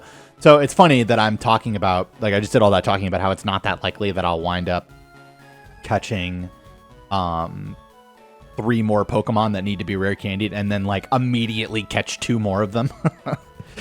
But I stand by what I said. That was not that likely. This was honestly would probably put this run over the top and allowed me to make some really like optimal decisions for like where exactly I wanted to get my encounters at the end of this run, because getting 2 more catches that both candied there was just not on the menu, and yet that is where we found ourselves. Gonna do a little PC action here, heal the Blastoise. Don't need Aber anymore because we can fly, so we will be back for him later. Find the Fire Horse. Best PC, not the worst. We have 37 caught now. That's so funny. 57 planned, leaving. But now, it's not often that I have to do this much math when doing poke accounts, but I'm 4 minutes behind PB, but I'm 8 Mons ahead, and that's not something you say every day. Plus no female Nidoran end trade. So 6 Mons is worth, 3 Mons is worth 2 minutes. 6 Mons is worth 4 minutes. So we're a minute 20 ahead of PB right here. And then against world record, we have 5 extra Mons for what? That's 320, right? So we're like 30 seconds behind. But then we have the female Nidoran trade, so we're actually like tied or ahead. Or the not having to trade for female Nidoran, so we're actually tied or ahead of record. Weird bonk, extra step. Yeah, when I watched this when I was drunk, I was like, it just wasn't that bad. It was that bad. So many random little movement errors, which might have you thinking like this run is very beatable, and like, yes, technically it is for sure, but like it's not even because of that. It's just like, and also it's just so hard to get on pace like this, and you see all the good luck that we had to have in spite of how terrible this run started and how many little tiny mistakes that we made that have added up, and some medium ones too. Such as like not camping for Weedle early. I still don't know what I was thinking with that. Maybe I'm missing something, but that seemed crazy. And then the whole Great Ball thing on Growlithe. You have to leave this room to make him do the fossil. He's like, come back later, and you literally just have to like walk 1 step.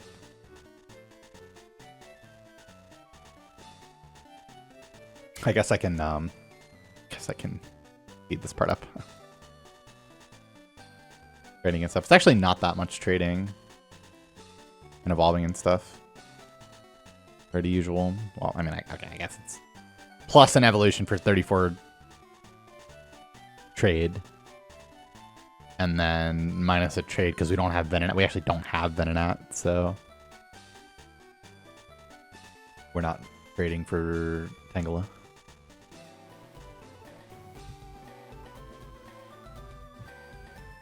There it is again, his world record possible. Swap our bug to the front there. Do some swap training.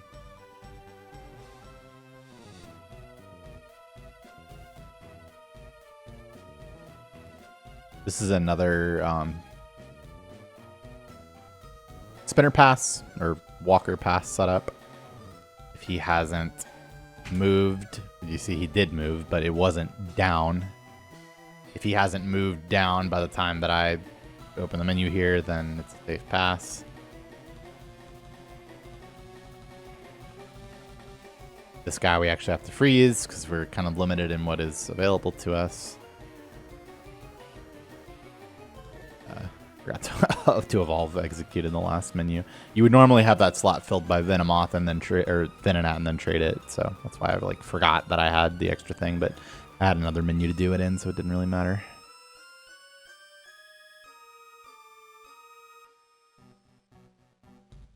Freeze them again. So, this guy's kind of funny how many times you have to avoid him. He's like so poorly placed.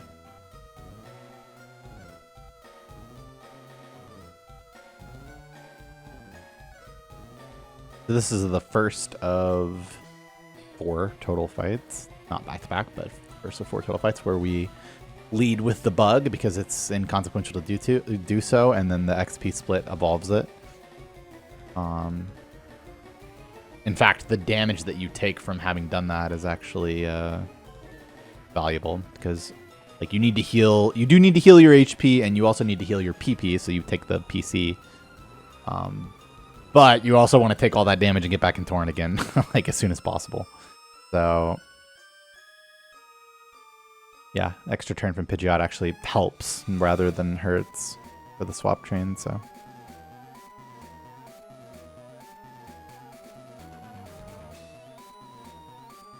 Another 93% Blizzard. Quite a few of those in the run, actually. Plus some full odds ones sometimes, and sometimes, or there's always full odds Blizzards, and sometimes full odds Blizzards. Blizzard here rather than biting, even though it doesn't kill, because you actually want to take damage. He'll either bite or Dragon Rage there. Dragon Rage is better because you take more damage, and then you get into Torrent.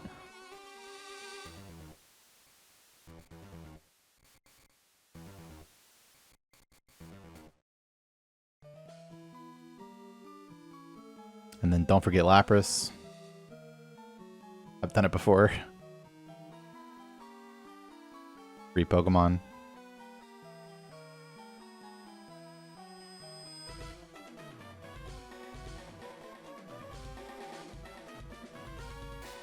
And then this fight is free because you swap train, and then Cubone can hit you here with Rage or Boomerang, I believe. I think it's other moves Tail Whip maybe, but didn't actually get it. So we're not quite in, or no, we are quite in Torrent. Yeah, we are quite in Torrent at level 45. That's exact Torrent, which is just lovely.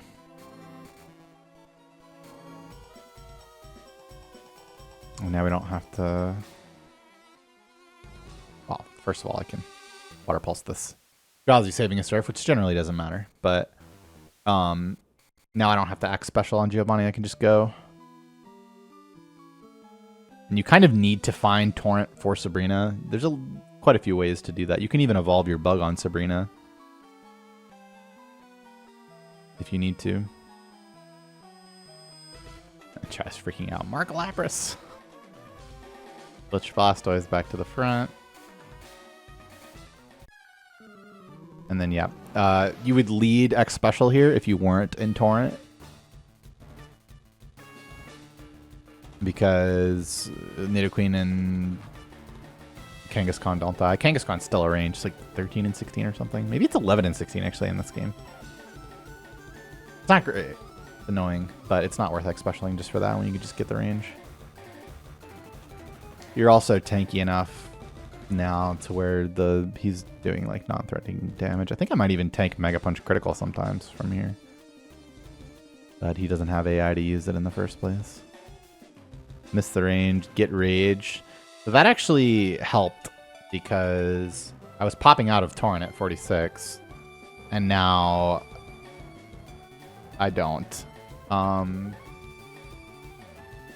would have had to do a different setup on Sabrina it's generally one turn slower. Now we don't have to. Chat's freaking out that I haven't marked Lapras. It's true, I haven't. Alright, another little PC here. And remember, we talked about before how having Farfetch'd have Cut and Fly in one slot is pretty valuable. This is kind of where that's taking effect, where I can take 4 Pokemon that aren't HM slaves into my party, assuming I can find them in my box, to do stuff with, you know, evolve and such.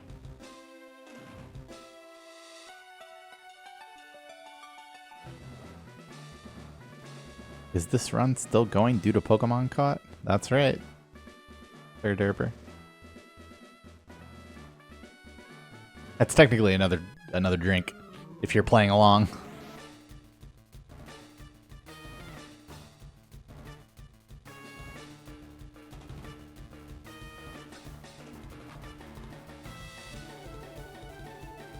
Yeah, now we need to X speed for the Alakazam. You always have to do that in this category.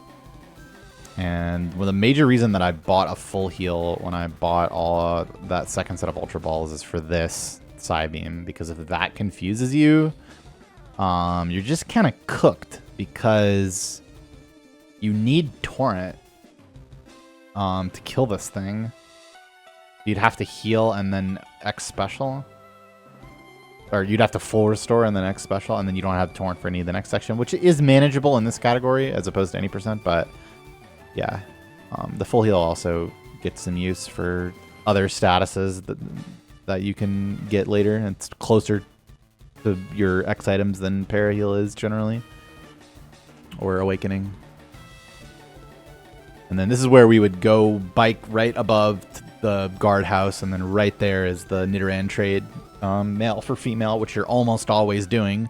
But because we got female,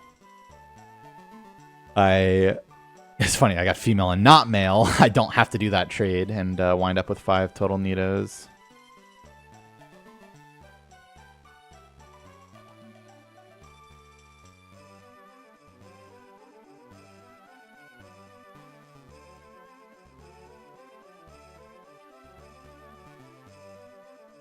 Now those two gym fights, nothing can go wrong. It just doesn't matter if you're in Torrent or not. But for Erika, it definitely does matter if you're in Torrent. You generally, because of Sabrina Torrent being important, you're generally going to be in Torrent for Erika, but you can occasionally not be. And then instead of going Surf, Bite, Surf, you have to go Blizzard, Bite, Blizzard, which is way worse. The Vileplume is only 12 and 16. 3 out of 4 to die to the Torrent Surf, but that's better than the chance to hit Blizzard, and you also have the chance to crit Surf and kill, so it's decently better to go for that.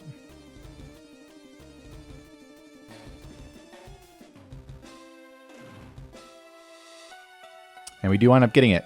I would have tanked Giga Drain from there, so it probably wouldn't even have used it. It would have used Stun Spore most likely. Can Giga Drain though. And then if it hits Stun Spore, you heal it off and then you go for the range again. Or if it missed Stun Spore, you just go for the range again. And if you get Giga Drain, then he heals and you go for the range again. You can die to that, but pretty unlikely.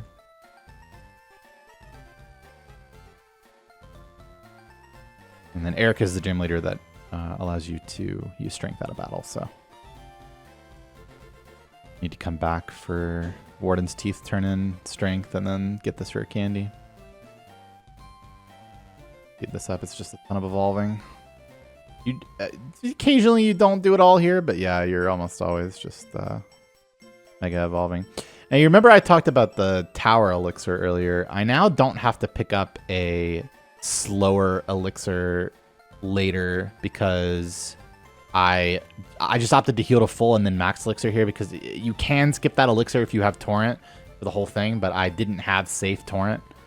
I would have risked dying to seismic toss from the Machokes in the next gym, and I didn't have like Oranberry or something to. Not that I would have used it, but I didn't have a way to both be in torrent and be safe, so I just had to heal to full and then max elixir. So now I don't have to pick up a slower elixir later because I already have the tower elixir in my inventory. So that's like one of the situations where you'd want to have the tower elixir. And it's at this point where I'm starting to kind of think, okay, how am I going to finish out my final 3 catches here? The ideal answer would be Rattata plus 1 Pokemon that I can rare candy to evolve. That would be 60. And my last rare candy, I have 1 more to use on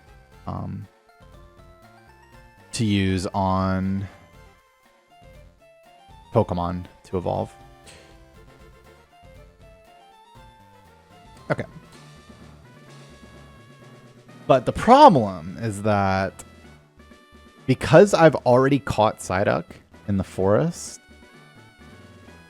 I have this weird situation where I don't actually have a repel for that water.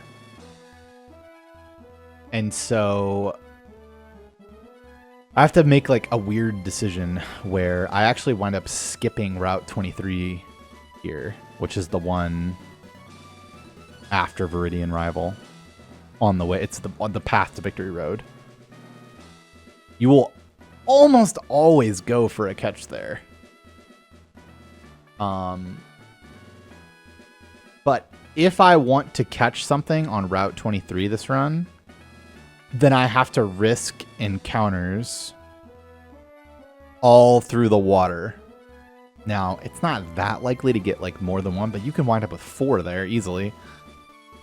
So the way that I'm pretty sure that I'm gonna opt to finish this run is to catch something on Route 22, which is the one where Viridian Rival is, where you can find Mankey, Rattata, Spearow. And in Gen 1, that's the Nidoran bush, or in red, it's where you catch your Nidoran. And then regardless of whether I catch Rattata or Mankey there, because it's only worth staying for one, I'm gonna skip Route 23 by max repelling right in front of the water, which will allow me to actually make it all the way through Victory Road and repel the water with only 2 max repels. I've never actually done this before this run, because you generally just can't. You generally are, always going for a Route 23 encounter. But the way this run shaped up, I A, need to repel that water. B, don't need to catch that many things. And C, I really, really, really want one of the things that I catch to be something that I can rare candy. And the highest chance for that to occur is in Victory Road. 20% Machop, 20% Geodude. Whereas in the Route 23 grass, I already have Ekans that we caught while trying to get Spearow all the way back on the Misty split. I already have Ekans, so I can't candy that, or catch and candy that. So that only leaves Mankey and Fearow in that bush. And that's assuming I don't catch Mankey right away, instead of Rattata on Route 22. So it all comes together where I do this thing where I repel in a place that I've never repelled before on any run, and actually wind up completely skipping the Route 23 grass, which should only ever happen if you caught both Ekans and Mankey. Mankey's 5%, by the way. Or I guess, you caught... You already have Rattata...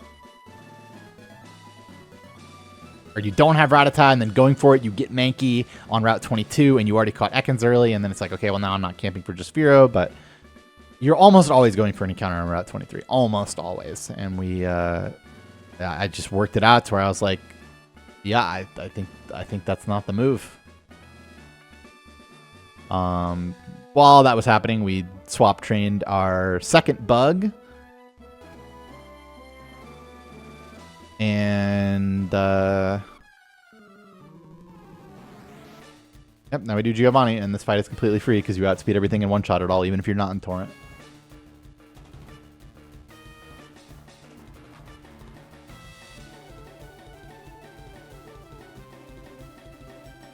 And yeah, I know there's not really a way to indicate this on my tracker, but I used a rare candy on Nidoran female and a rare candy on Seal. I'm planning on using one on Pidgeotto and Meowth, and I have 5 total to use. So that means I have 1 like unclaimed candy that can still evolve something.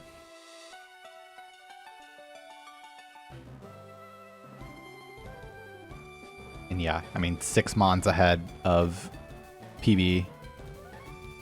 Or I mean, I guess we should even really be looking like more so at record at this point. 4 Mons ahead of record. Means that we're 7 seconds ahead of world record as far as poke count is concerned, and world record is actually very good right now. World record hasn't lost the time that it's gonna lose yet post game.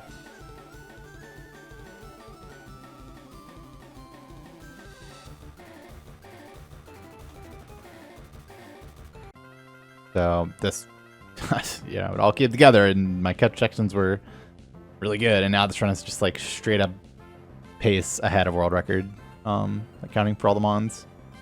And we still need to finish out the catches with some good luck, but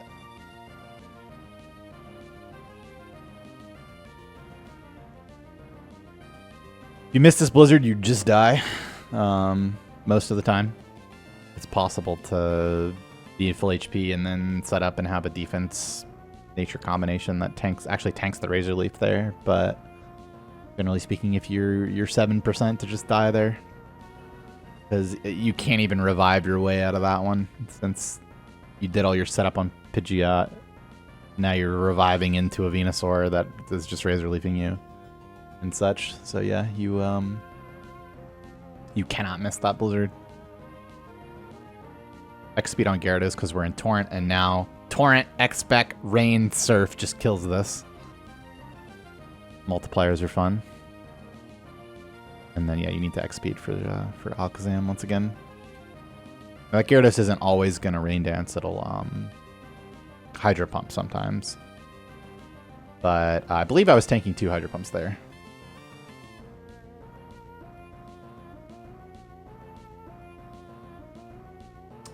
And so yeah, I mean, it's been a minute, but I'm pretty sure I'm gonna camp this grass. Didn't look like a camp, but I was going to for sure. Okay, so Rattata is the preferred of the 2 Pokemon, just because it has a higher catch rate. It didn't actually matter besides that, because neither of them are high enough level to rare candy to evolve them. But Rattata is 78% to get in the ball, which is much better than Mankey's 50%. And my thinking here is that, yes, now I want to optimize my chance to get an encounter that I can rare candy. Plus, I need to repel the water for Psyduck.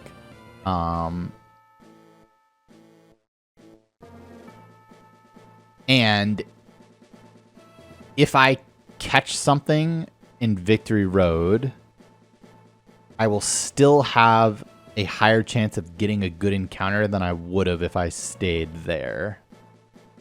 45% to get a good encounter. Now I'm actually 60% to get a good encounter on Route 23, which is this route, between Mankey, Fearow, Primeape, and Arbok. But again, I needed to repel this. I needed to repel the water. And my chance to catch something good in Victory Road is 40, 50, 70%. 60% if I'm on the first floor. So 40% to get a good 40% to get the encounter that just stops all this nonsense. Right? We're done if we catch Machop or Geodude here. And then yeah, so we're 70% good encounter here. And then even if we catch something, like if we catch something that's not a Candymon, then generally we're going to be a higher chance to have caught something good here in Victory Road than we would have on Route 23 anyway. But you know, maximizing chance for Candymon. Zubat was unfortunate there. And then Golbat. Golbat is kind of silly because now we aren't using this for a candy, right? I'm catching 59, and so now the next thing I catch, I'm done. So I actually wound up picking up that rare candy to attempt to evolve a Pokemon for nothing. Or did we? Wait and find out. So now 55% for good encounter. Which is, by the way, Machop, Geodude, Arbok, Machoke, Marowak. And that's the best one. Just get to toss the ball, no chance to crit it. Only 78% to get in, but surely it wouldn't break out and then self-destruct, right? Right? Yeah, right. Now, it would, however, break out and then critical 3-turn Rock Blast us, killing us. It would do that, but that is acceptable. Because if it self-destructed, I would have wanted to cry. And then now we just revive plus repel. You have to actually have the Pokemon in. Okay, so first of all, your lead Pokemon in your party needs to be higher level than the thing that you would have encountered for repel to work. And that Pokemon has to be alive for that effect to take place. I should have regular revived there, just so...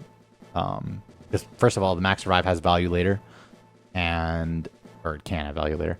And the revive would have just been less HP healing. Because I have to max heal, or I have to full heal the Blastoise at the PC anyway for PP, so should have regular revived there, but whatever.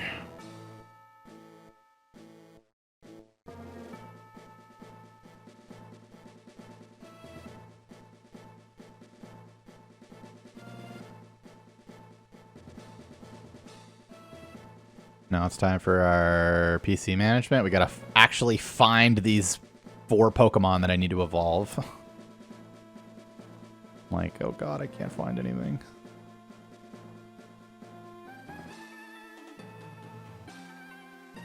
And also heal Blastoise. Oh, yeah, that's what I saw too, old me. Good job. Not bad. Alright, now we just evolve 4 things. Rare candy times 2. And then you may be wondering what we're going to do with this remaining rare candy, because we're not using it to evolve something. And the answer is that it's best used on YouTube, but it's unlikely to have much of an impact. Regardless of where you use it.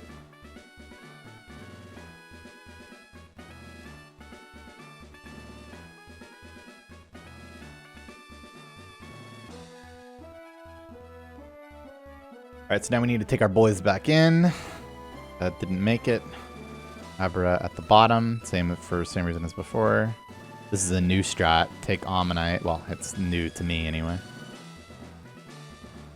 Tried to deposit Arcanine into a full box there. Oops. It's actually faster to get the extra Hall of Fame cutscene with Omanyte and teach it Waterfall for the post game than it is to teach it to Blastoise. Okay, so 237.10 is definitely my fastest E4 entry ever, and I think it's probably the fastest E4 entry ever, almost a 236, because I know for sure 236 has never happened. So, yeah, best pace ever, probably. Certainly best pace ever for me. And you remember we said that we were about 7 seconds ahead of world record. It seems we got just about the same that section as him. Now, 4X specials need to go up. We pray that it doesn't use hail on any of those turns. And now we're starting to hope a little bit, and hope's shattered. That's okay. Obviously, not getting hail, not getting all this pelted by hail nonsense is very fast and compared to getting it, but it's like 50% to use hail every turn, except for until it's put safeguard. If it hasn't put safeguard up yet, it's 50-50 to choose between safeguard or hail, and then 50% to use a damaging move. So once it's put safeguard up, it's like 50% to use hail per turn. So it's pretty likely to get hail. Like very, very likely to get hail. But if you don't, then it's very, very fast. Like 20 seconds, 25 seconds. Protect is slow also. Just time waster for no reason. Double protect fail. Double protect would have been fucked up. It's really not even likely to protect once in my experience, but... So we are 24 mild defense, which means that Lapras Body Slam is going to do 31 to 37 on this defense, which means that we already know, even if Lapras were to min roll Body Slam doing 31, we would always be healing. So we're already prepared for that. We're already prepared to heal here if necessary. That's what we get. We get paired. Pair doesn't matter. All restoring anyway. Right again. Body slam again. Oofers. But not a second pair. If the second one pair, that would have been much worse. Because then you can get confused raid. You can get bullied. A bunch of nonsense. Not the best, not the worst. And there's a couple of different ways you could play Bruno from this spot. I definitely really like what I did. Super, super consistent.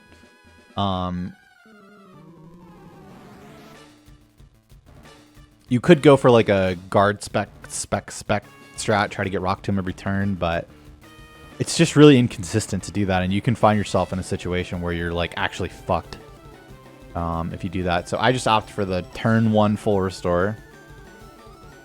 We get Rock Tomb miss. Oopsies. For some reason I open the fight menu. But that's still okay. Even though we got Rock Tomb miss, this strat is still completely fine. And that's part of the reason why I like it so much. Because once he Rock Tombs you, once he actually hits you with one, he won't use it anymore. He'll always use Earthquake. So the damage that you get is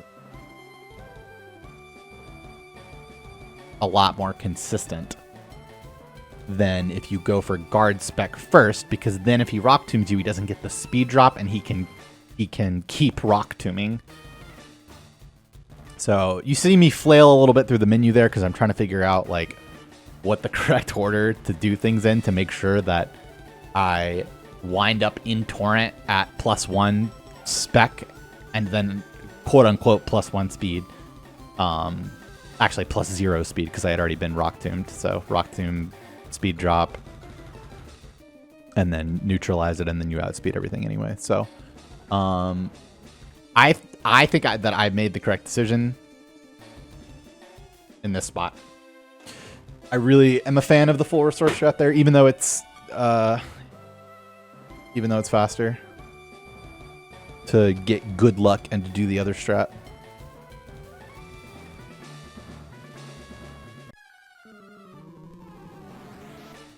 Now, Agatha's silly, because Agatha is one of those situations, kind of similar to the Bridge Rival Mega Kick, where it's actually pretty much exactly the same thing, where you have to hit through evasion for your life, or, you know, accuracy spike for your life.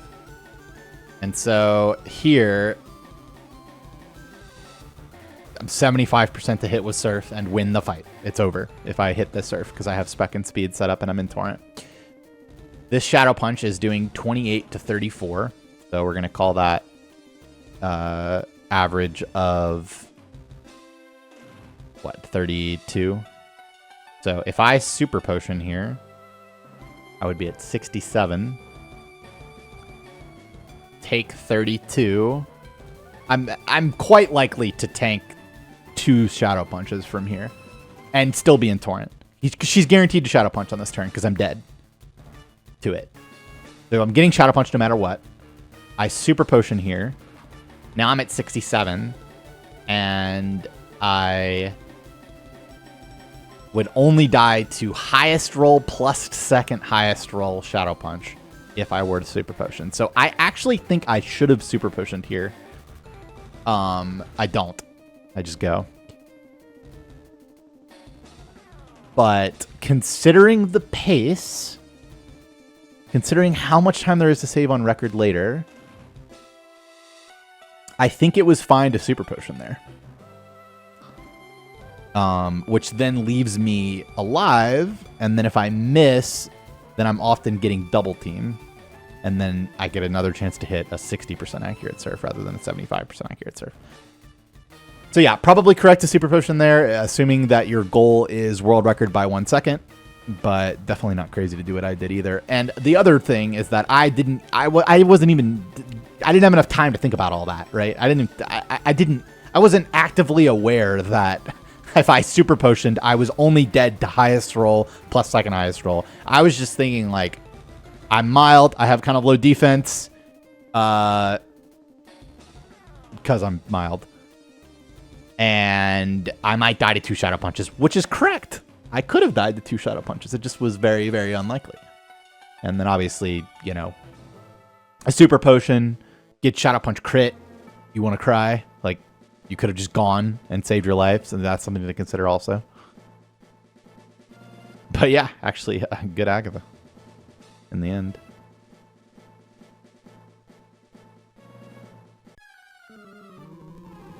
Now, the thing we need to be aware of on Lance is Gyarados' Hyper Beam range. Hyper Beam does 75 to 89 on this defense. And so we need to watch out to not get in range of that, which means we don't want Dragon Rage, we want Bite. Instead, we get Dragon Rage, Bite, no flinch, Dragon Rage. So now I'm taking 75 to 89, which means that it's not actually that likely that he both uses Hyper Beam by seeing a kill with it and then actually gets the kill from here, but it's likely enough to where, yeah, I'm just healing this. Heal this and Hyper Beam crit is bad, but nothing to be done about it. And then we wind up taking, what, 80 there? Yeah, 80, so would have survived, but, you know, what are you going to do? I actually hate what I did here. I should have healed first. Yeah, I should have healed first here. And then, yeah, this was so silly. Because, okay, so this is the spot that I'm in, right? He has to recharge on this turn. So if I flinch him, then that's just his recharge turn. I think. I'm pretty sure it doesn't. If you flinch him, he doesn't have to recharge again. That could be crazy. And if that's the case, it's like whatever. But even then, I should still heal first here, even if I'm wrong about that. Because now I'm baiting another Hyper Beam, potentially. Yeah, so yeah, I should have healed and then flinched off the chance for his next move. Right? Or did I set up on this turn? Is that what I have? No, yeah, see? Yeah, no, this was silly. Or X-Act. Have I not X-Act yet? I should have X-Act on that. I should have healed. Definitely should have healed. Because, yeah, then I just get another Hyper Beam. And now I have to X-Act. So, yeah. So I should have healed, and then Bite, and then X-Act, and then go. Instead, I basically had to heal an extra time. Yeah, that was silly. Yeah, I definitely wasn't thinking, like, oh, I'm baiting another Hyper Beam. But yeah, I mean, it was literally just the same health, right? 84. But, like, it didn't actually wind up mattering, did it? Right? Because I still had to heal, Bite, Ack, Blizz. I still did all those things. I just risked Hyper Beam crit for no reason.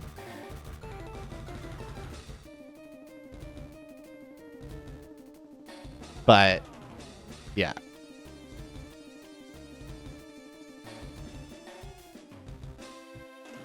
And then likely risked some Aerodactyl crits as well, because I wound up at much lower HP than I would have been otherwise.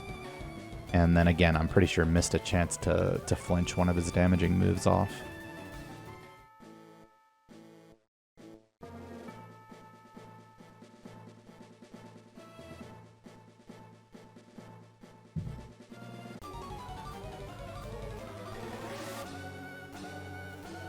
Alright, champ.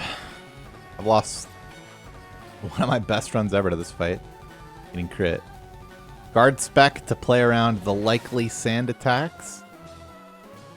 Likely sand attacks. Ah yes, there are no likely sand attacks here.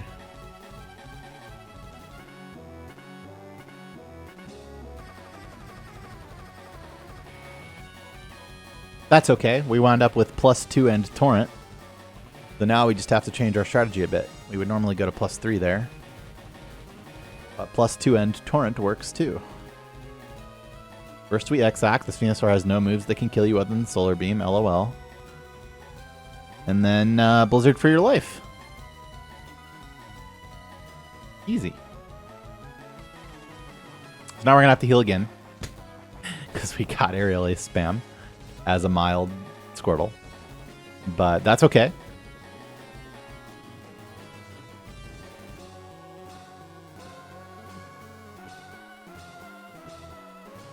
You would normally go to +3 and then bite plus blizzard.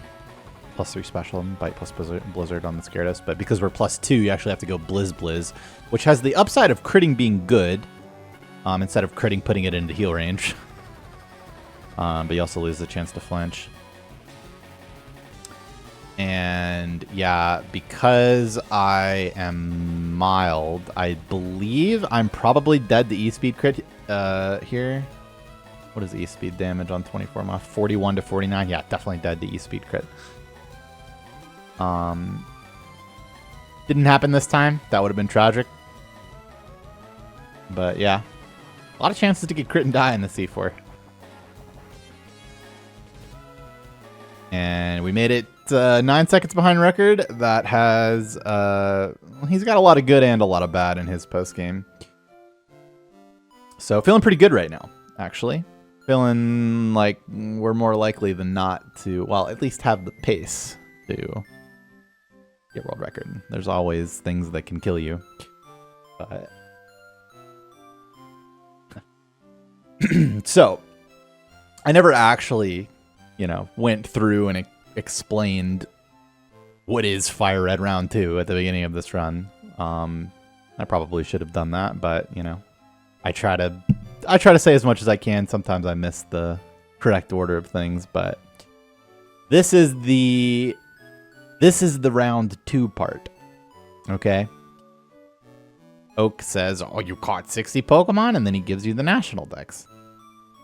And then that allows you to do some side quests on the islands, which we're about to do now. And the purpose of that side quest is to get the ruby and the sapphire and bring it to the guy's machine, right? And then that machine working allows the transfer of Pokemon between this region and other regions. And then presumably the Elite Four uses that machine to do that. And then they get Pokemon from other regions. And also their teams get like fucking 30 plus levels higher. So Pokemon FireRed Elite Four round 2 is defeating that Elite Four once they've buffed up their team. And so now we're on a mission to make the Elite Four stronger and then beat them anyway, to show that we are indeed the best. And this is the machine. And it's got 2 little slots here and here for the ruby and the sapphire. And he tells us that it needs a gemstone to work. He conveniently leaves out the information that there's actually 2 of them until we sunk cost fallacy our way into doing whatever he wants. Don't appreciate that. But you know, here we are. This guy's got a range of 1, or this girl. Center pass here. Woo. Oh yeah, locked in. He's locked in. And you know what? I waited an extra cycle for those little guys, because if you bonk into them and then try to go up, you hit them both, I think, or one of them. I don't know. It doesn't matter. You're screwed either way. I did a weird little movement thing, and I made the executive decision to just wait an extra cycle. And guess what? Now we have world record instead of trying to be a hero.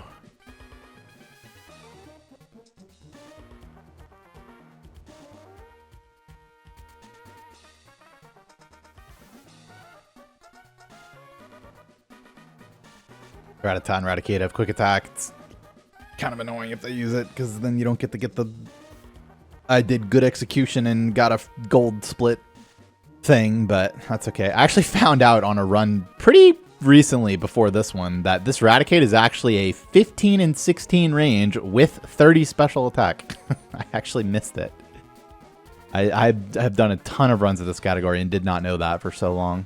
It doesn't do anything. That's tragic if you miss it, but... Or maybe it was Sandslash that's the range. I don't even fucking remember it. It's one of them. It's one of those things can live 15 and 16, but only with 30 special attack. Could be the Sandslash. feel like it's the Eradicate, though.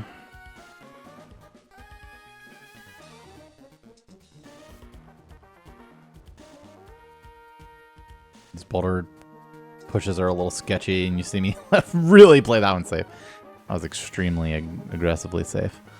Because if you push it, then you have to in the wrong direction, you have to reset the room.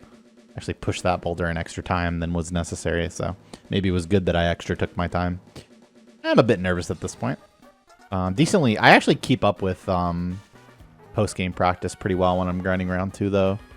So I'm also reasonably confident. I just know that from watching myself play the rest of this run that, you know, maybe I shouldn't really trust myself to do that kind of stuff. But then at the same time, you like have to do it in some spots anyway, so.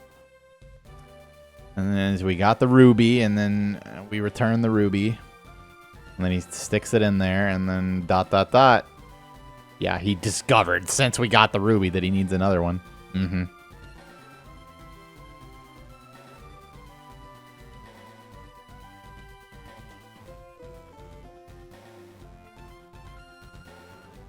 There's a bunch of audio lag stuff in this cave. The first one's here, on and off the bike.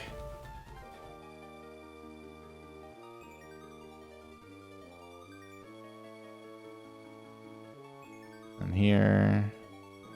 And I like run a bunch of tiles randomly. Kind of messed that little thing up. Did that right. Did that right. Huh. Getting worse.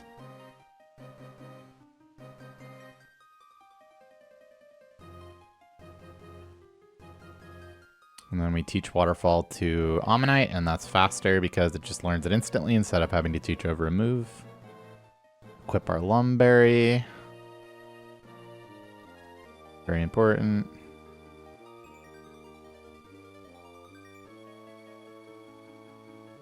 Oh, okay. Other than the weird ending, that was fine. And now you would normally have Waterfall instead of Water Pulse here, so there's a couple things that you do slightly differently with your PP management, but it's pretty much the same, which is why the strat is viable in the first place.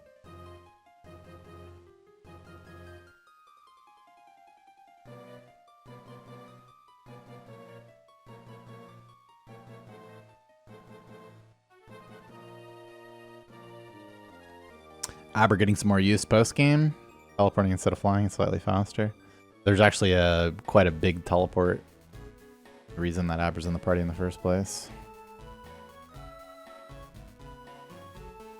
This is just another run to bike.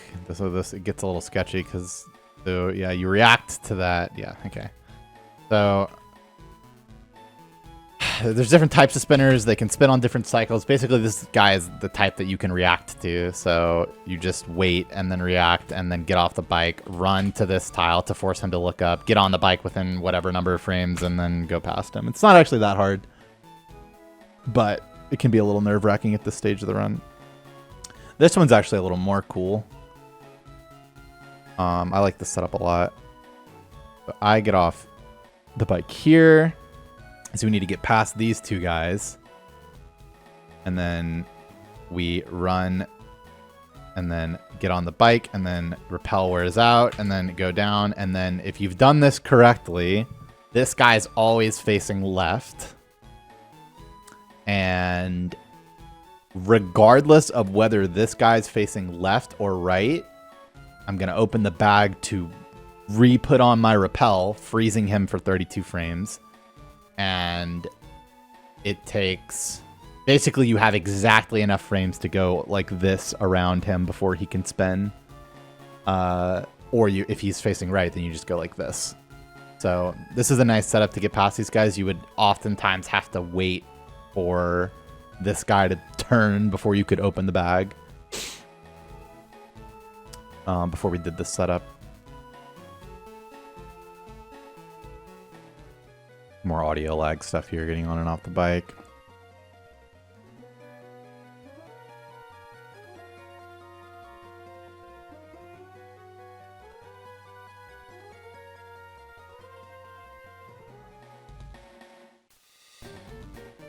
Now, For the last run to bike in the run. And this one's kind of weird to me, at least. Run into the tree, run to that, bike, and then whoop, yep.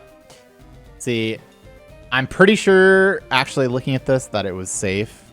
But this walker is really sketchy.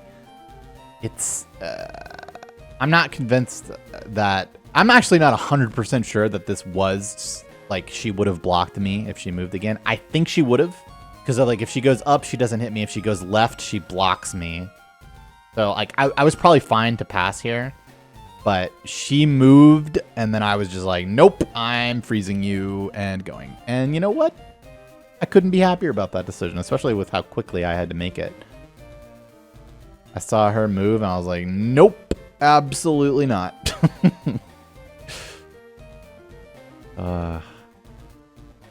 Very, very, very okay with that decision.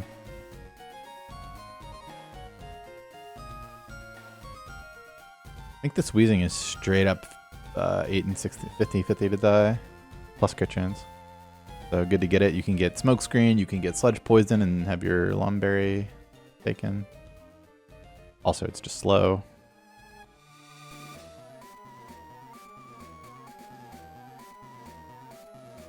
Gotta wait for her to turn the correct direction and then freeze her.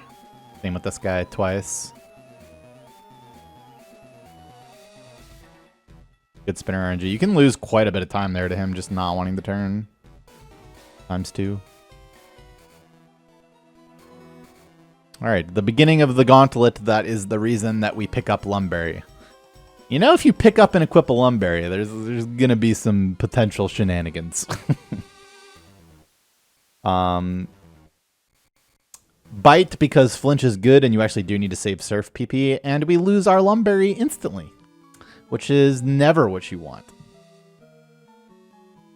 That is not what it's for, but also it kind of is, but yeah. Now there's some really bad stuff that can happen if you don't have your Lumberry. Can just get swaggered again here by this Hypno. But we get a Psychic. We'll take it.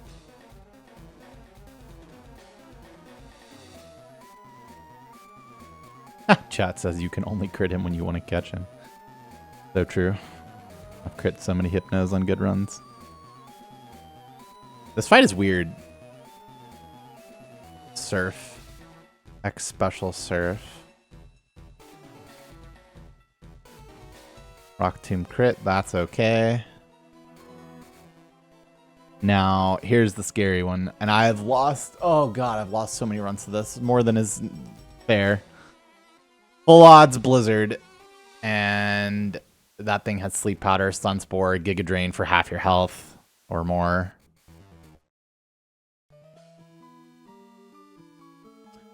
But a good fight. It was a good fight. A standard fight, even.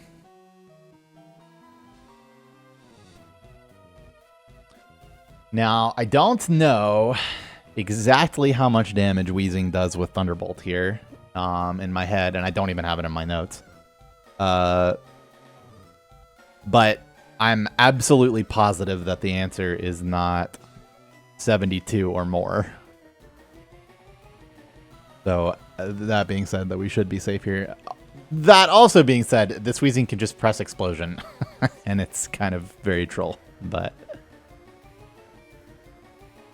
yeah, we tanked that. Honestly, that was more than I was expecting. I think that was probably one of the highest rolls it could have gotten if I'm estimating correctly. I could also just be wrong, but I would guess that was a pretty high roll, considering my mild plus pretty good special defense.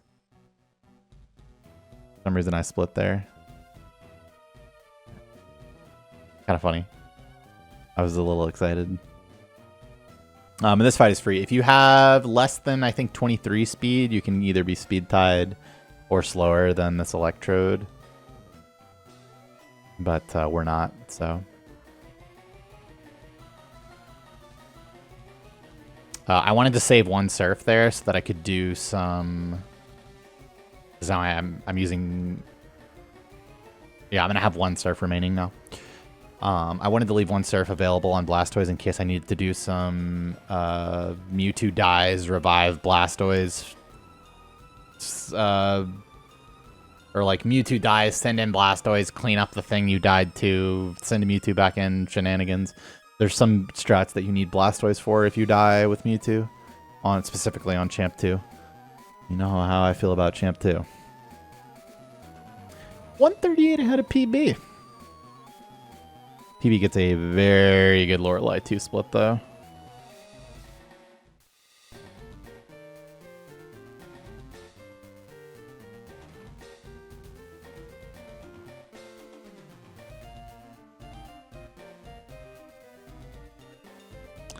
Now it's time to find ourselves a Mewtwo.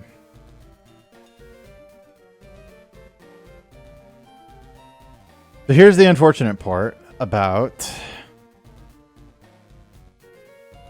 Cerulean Cave. You are lower level than some of the encounters. And as such, Repel does not work on everything. It works on a lot of it, but not everything. So you can get encounters here, and you're probably expected to get at least one. I used so many full restores that I actually wound up picking that one up. That's funny. I would say it's not often that happens, but that's like actually just not true, at least from my perspective. I feel like it shouldn't happen that often, but movement error here. Yep, I remembered quite clearly that I movement errored there. You do not want to be making movement errors because that leads to more chances to get encounters. So now in my defense on this one, this thing's got 4 moves. Only one of them, well, one of them is Explosion or Self-Destruct.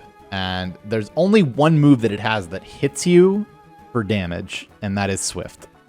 And I was thinking in my head that I would tank Swift. I not only get Swift, but it kills me. And then I actually press no there. I should have pressed yes for an extra chance to run away. That was just straight up stupid. I could have also run here for about a 50% chance to run, but I was thinking that I would be fine if I just attacked. And honestly, I was more often fine if I attacked, even with Swift killing, than if I tried to run. With the only downside of if we actually die, it's terrible. Where's my revive? Where's my revive? There it is. And we get revive into Explosion, thank goodness. Still really horrible, but some bad luck, some good luck. If you didn't want the Electrode encounter, then you shouldn't have made the movement error. Now here's the thing about that, though. I didn't make any movement errors after that, and I got another encounter. Pretty sure this thing just straight up outspeeds me. Yeah. 2 things that outspeed you is fucked up. That's fucked up. And see, that's what we would have tried to run, and then we would have gotten Swift anyway. I mean, two encounters is like not that crazy. Like, you know, that's gonna happen probably like half the time or some shit. But 2 things that outspeed you, that's a little fucked up. PB just gets like 0, I think. So, not as free as previously we were hoping for, with a very good Cerulean Cave. Still ahead though, fairly, probably.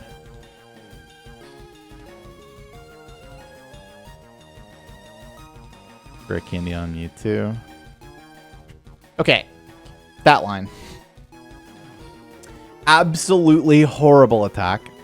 Mid special attack. Plus speed nature, surely. Very good speed. So, yeah, this is actually, like, very bad. Specifically, the attack being so bad is not good. That does not bode well. Specifically, only for Champ, but it matters a lot on Champ. So, what that means is that the rare candy that was not very likely to get very much value has suddenly become a lot more valuable because my Mewtwo is so shit that it wound up mattering how those catches played out and me having an extra rare candy. Like, a lot of times if you don't need the candy mine, you'll just skip the candy. But in this case, we got the Pokemon that indicated that we didn't need it after we'd picked up the candy, so we just had it.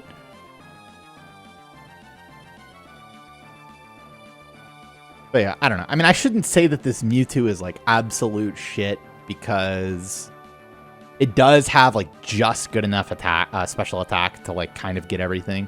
The Lapras can be a problem sometimes, but like quote unquote a problem. We're headed into it at full HP, so it should be fine.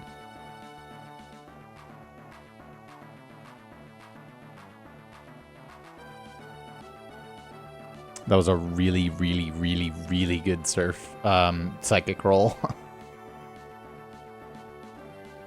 for that special attack. That was like probably near a max roll, if not a max roll. A lot of times you'll have to X special there. Yeah, so we lost over a minute to BB. Not like surprising, but I should have elixired here in this menu. I don't. You need to elixir. You need to elixir before Agatha and after Agatha. And since I was healing in that menu, I should have elixired there. But oops, it's been a long time.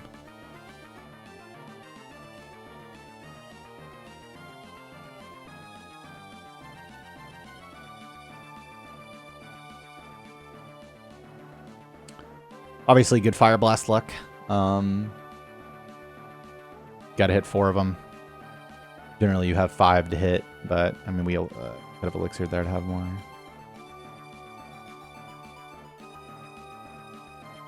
So I'm looking at my attack stat, which was, I think, 161 there. I'm getting 2 more levels by the time that I get to Arcanine, which is the thing that I'm worried about for my attack stat. World record literally dies to Bruno there. That's why we save so much time.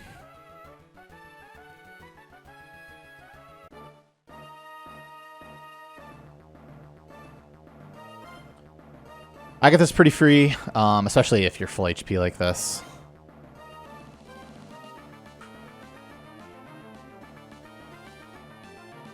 I think I even tank crit Shadow Ball. But yeah, you outspeed everything, and then you just X special on the Mischievous.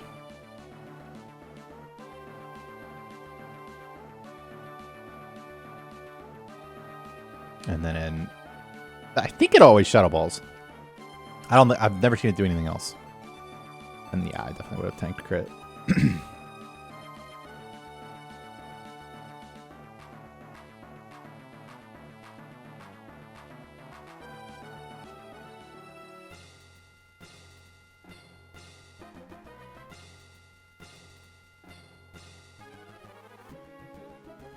So this is one of my favorite strats in Pokemon speedrunning, even though it's so simple and silly.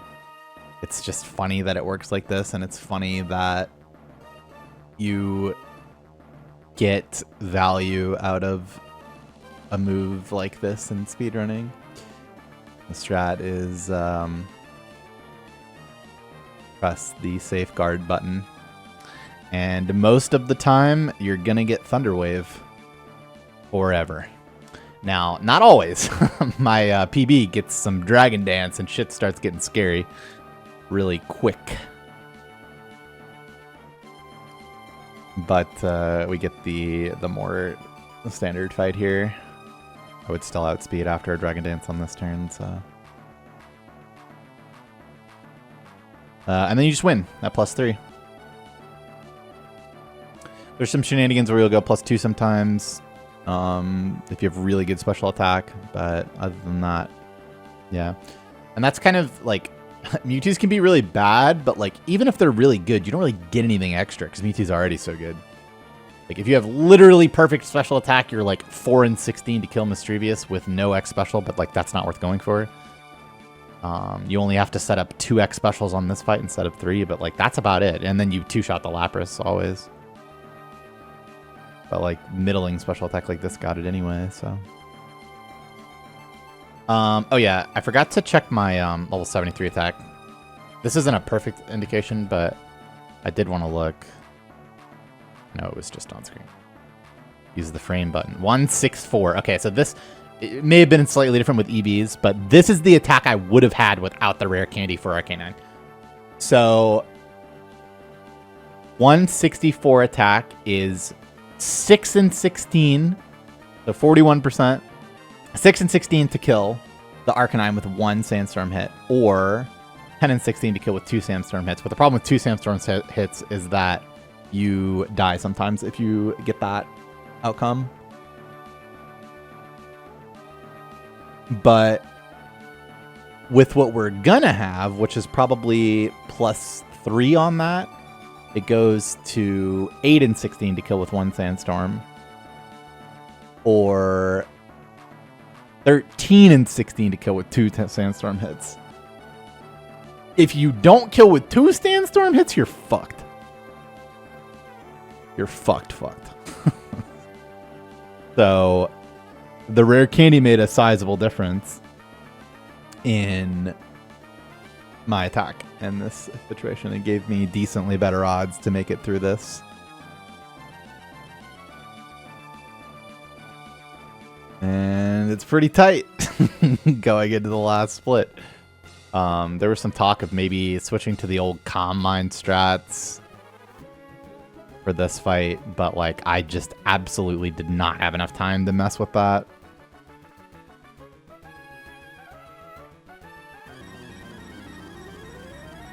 It was too close to record. I just needed a good fight, or too close to not being record.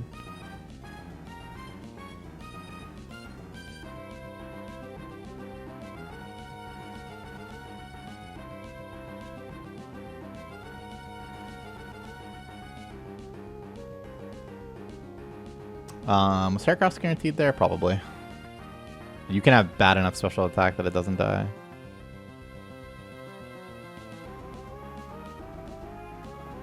And then we go into the standoff with Alakazam. 233 special attack. Yeah, I believe we had that. Did we have that? I kind of want to. I'll check after the fight. And they got all Calm Minds. That's really, really good here. It's also somewhat likely. He's also 2% to reflect per turn, and if he reflects on one of the last 2 turns, you're just fucked.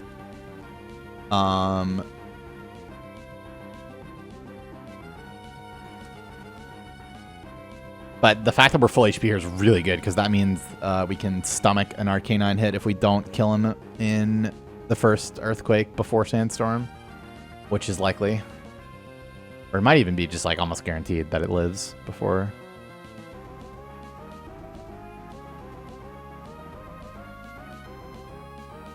+169 attack? Wait, that was a +5. Damn. 169 attack. Okay. So it's 14 and 16 to kill with 2 Sandstorm hits, and 8 and 16 to kill with 1 Sandstorm hit.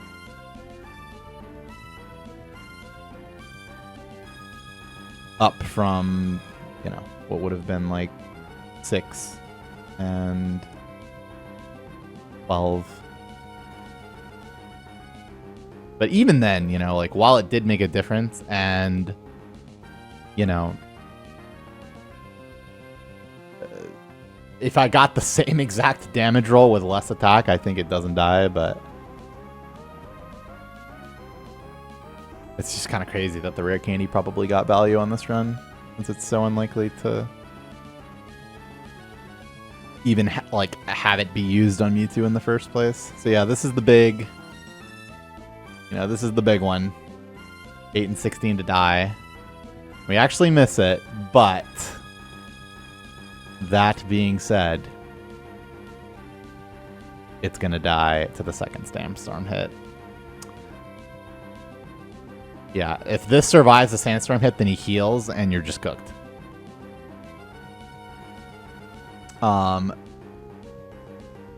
Now my special attack on... Wait, what is my special attack? 238. Okay. So, dude, chat was capping me. Yeah. No, this... it seems my special attack didn't wind up mattering because this was at the very top of their... I don't know. It might have actually mattered because this is +1 sandstorm. This is with sandstorm hit. This Venusaur was not guaranteed, at least by these notes. Because the problem... So, the problem is that this sandstorm hit kills the Arcanine, right? So then when Venusaur comes out, it doesn't take the sandstorm hit. Because Arcanine already took it. So now I have to just one-shot this thing. By the way, my defense is dropped from the Iron Tail, so I'm 100% dead to Sludge Bomb here. So I'm pretty sure this was a range with my special attack.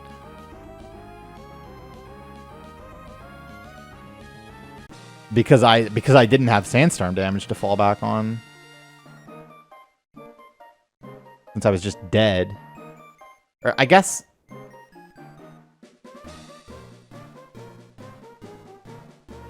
Wait. I guess, okay. If I die, then he still takes the sandstorm hit. It's just slower. And so this is still world record, even if I die. But not by very much. And there's Koga. Oh, I guess y'all can't see him. Because it's my camera. Whew. And that's it. There's only one more thing to talk about, which is that my FireRed cart saves faster than Koga's. Because there's faster saving carts, slower saving carts. They use different chips. They write to memory at different speeds. I have a fast one. We get to save even a bit more time on record here. And I think lose a little bit to PB since we have Almanite, but we saved more than that loses earlier on from the Waterfall Teach.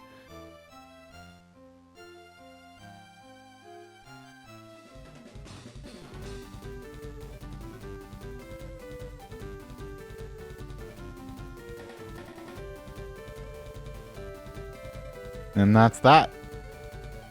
327.03. So this, I don't know if it was probably a combination of bad split and a bit of live split drift. It's not a perfect program. We actually retimed and frame counted this run. It was actually a 327.01. And it was quite close to an 00 actually. So this was so close to a 326. And definitely our own mistakes. Even just the fucking Great Ball was enough, but to have made this a 326. So I hope y'all enjoyed that commentary. My throat, it's like starting to hurt a little bit. It did so much talking. Hope y'all enjoyed it. Let me know what you think about it in the comments if you made it this far. Thank you. I hope that you enjoyed it. I hope that you learned something. I hope you'll let me know what you thought about it. And if you want to hear more in the future, maybe from runs that aren't world record, if you just like to hear me talk, whatever, let me know about it in the comments, or even just that you made it this far. Overall, could have played better, could have played worse. I'm happy with how my decision making at the key moments. Less happy overall about the micro stuff. A lot of small mistakes that added up, but this run is still pretty fucking hard to beat because I got so lucky on the catch sections, even though it was so bad early on. So yeah, I mean, that's it. That's FireRed Round 2 World Record Commentary version. I hope you enjoyed it. I'll catch you guys on the next one. Thank you so much.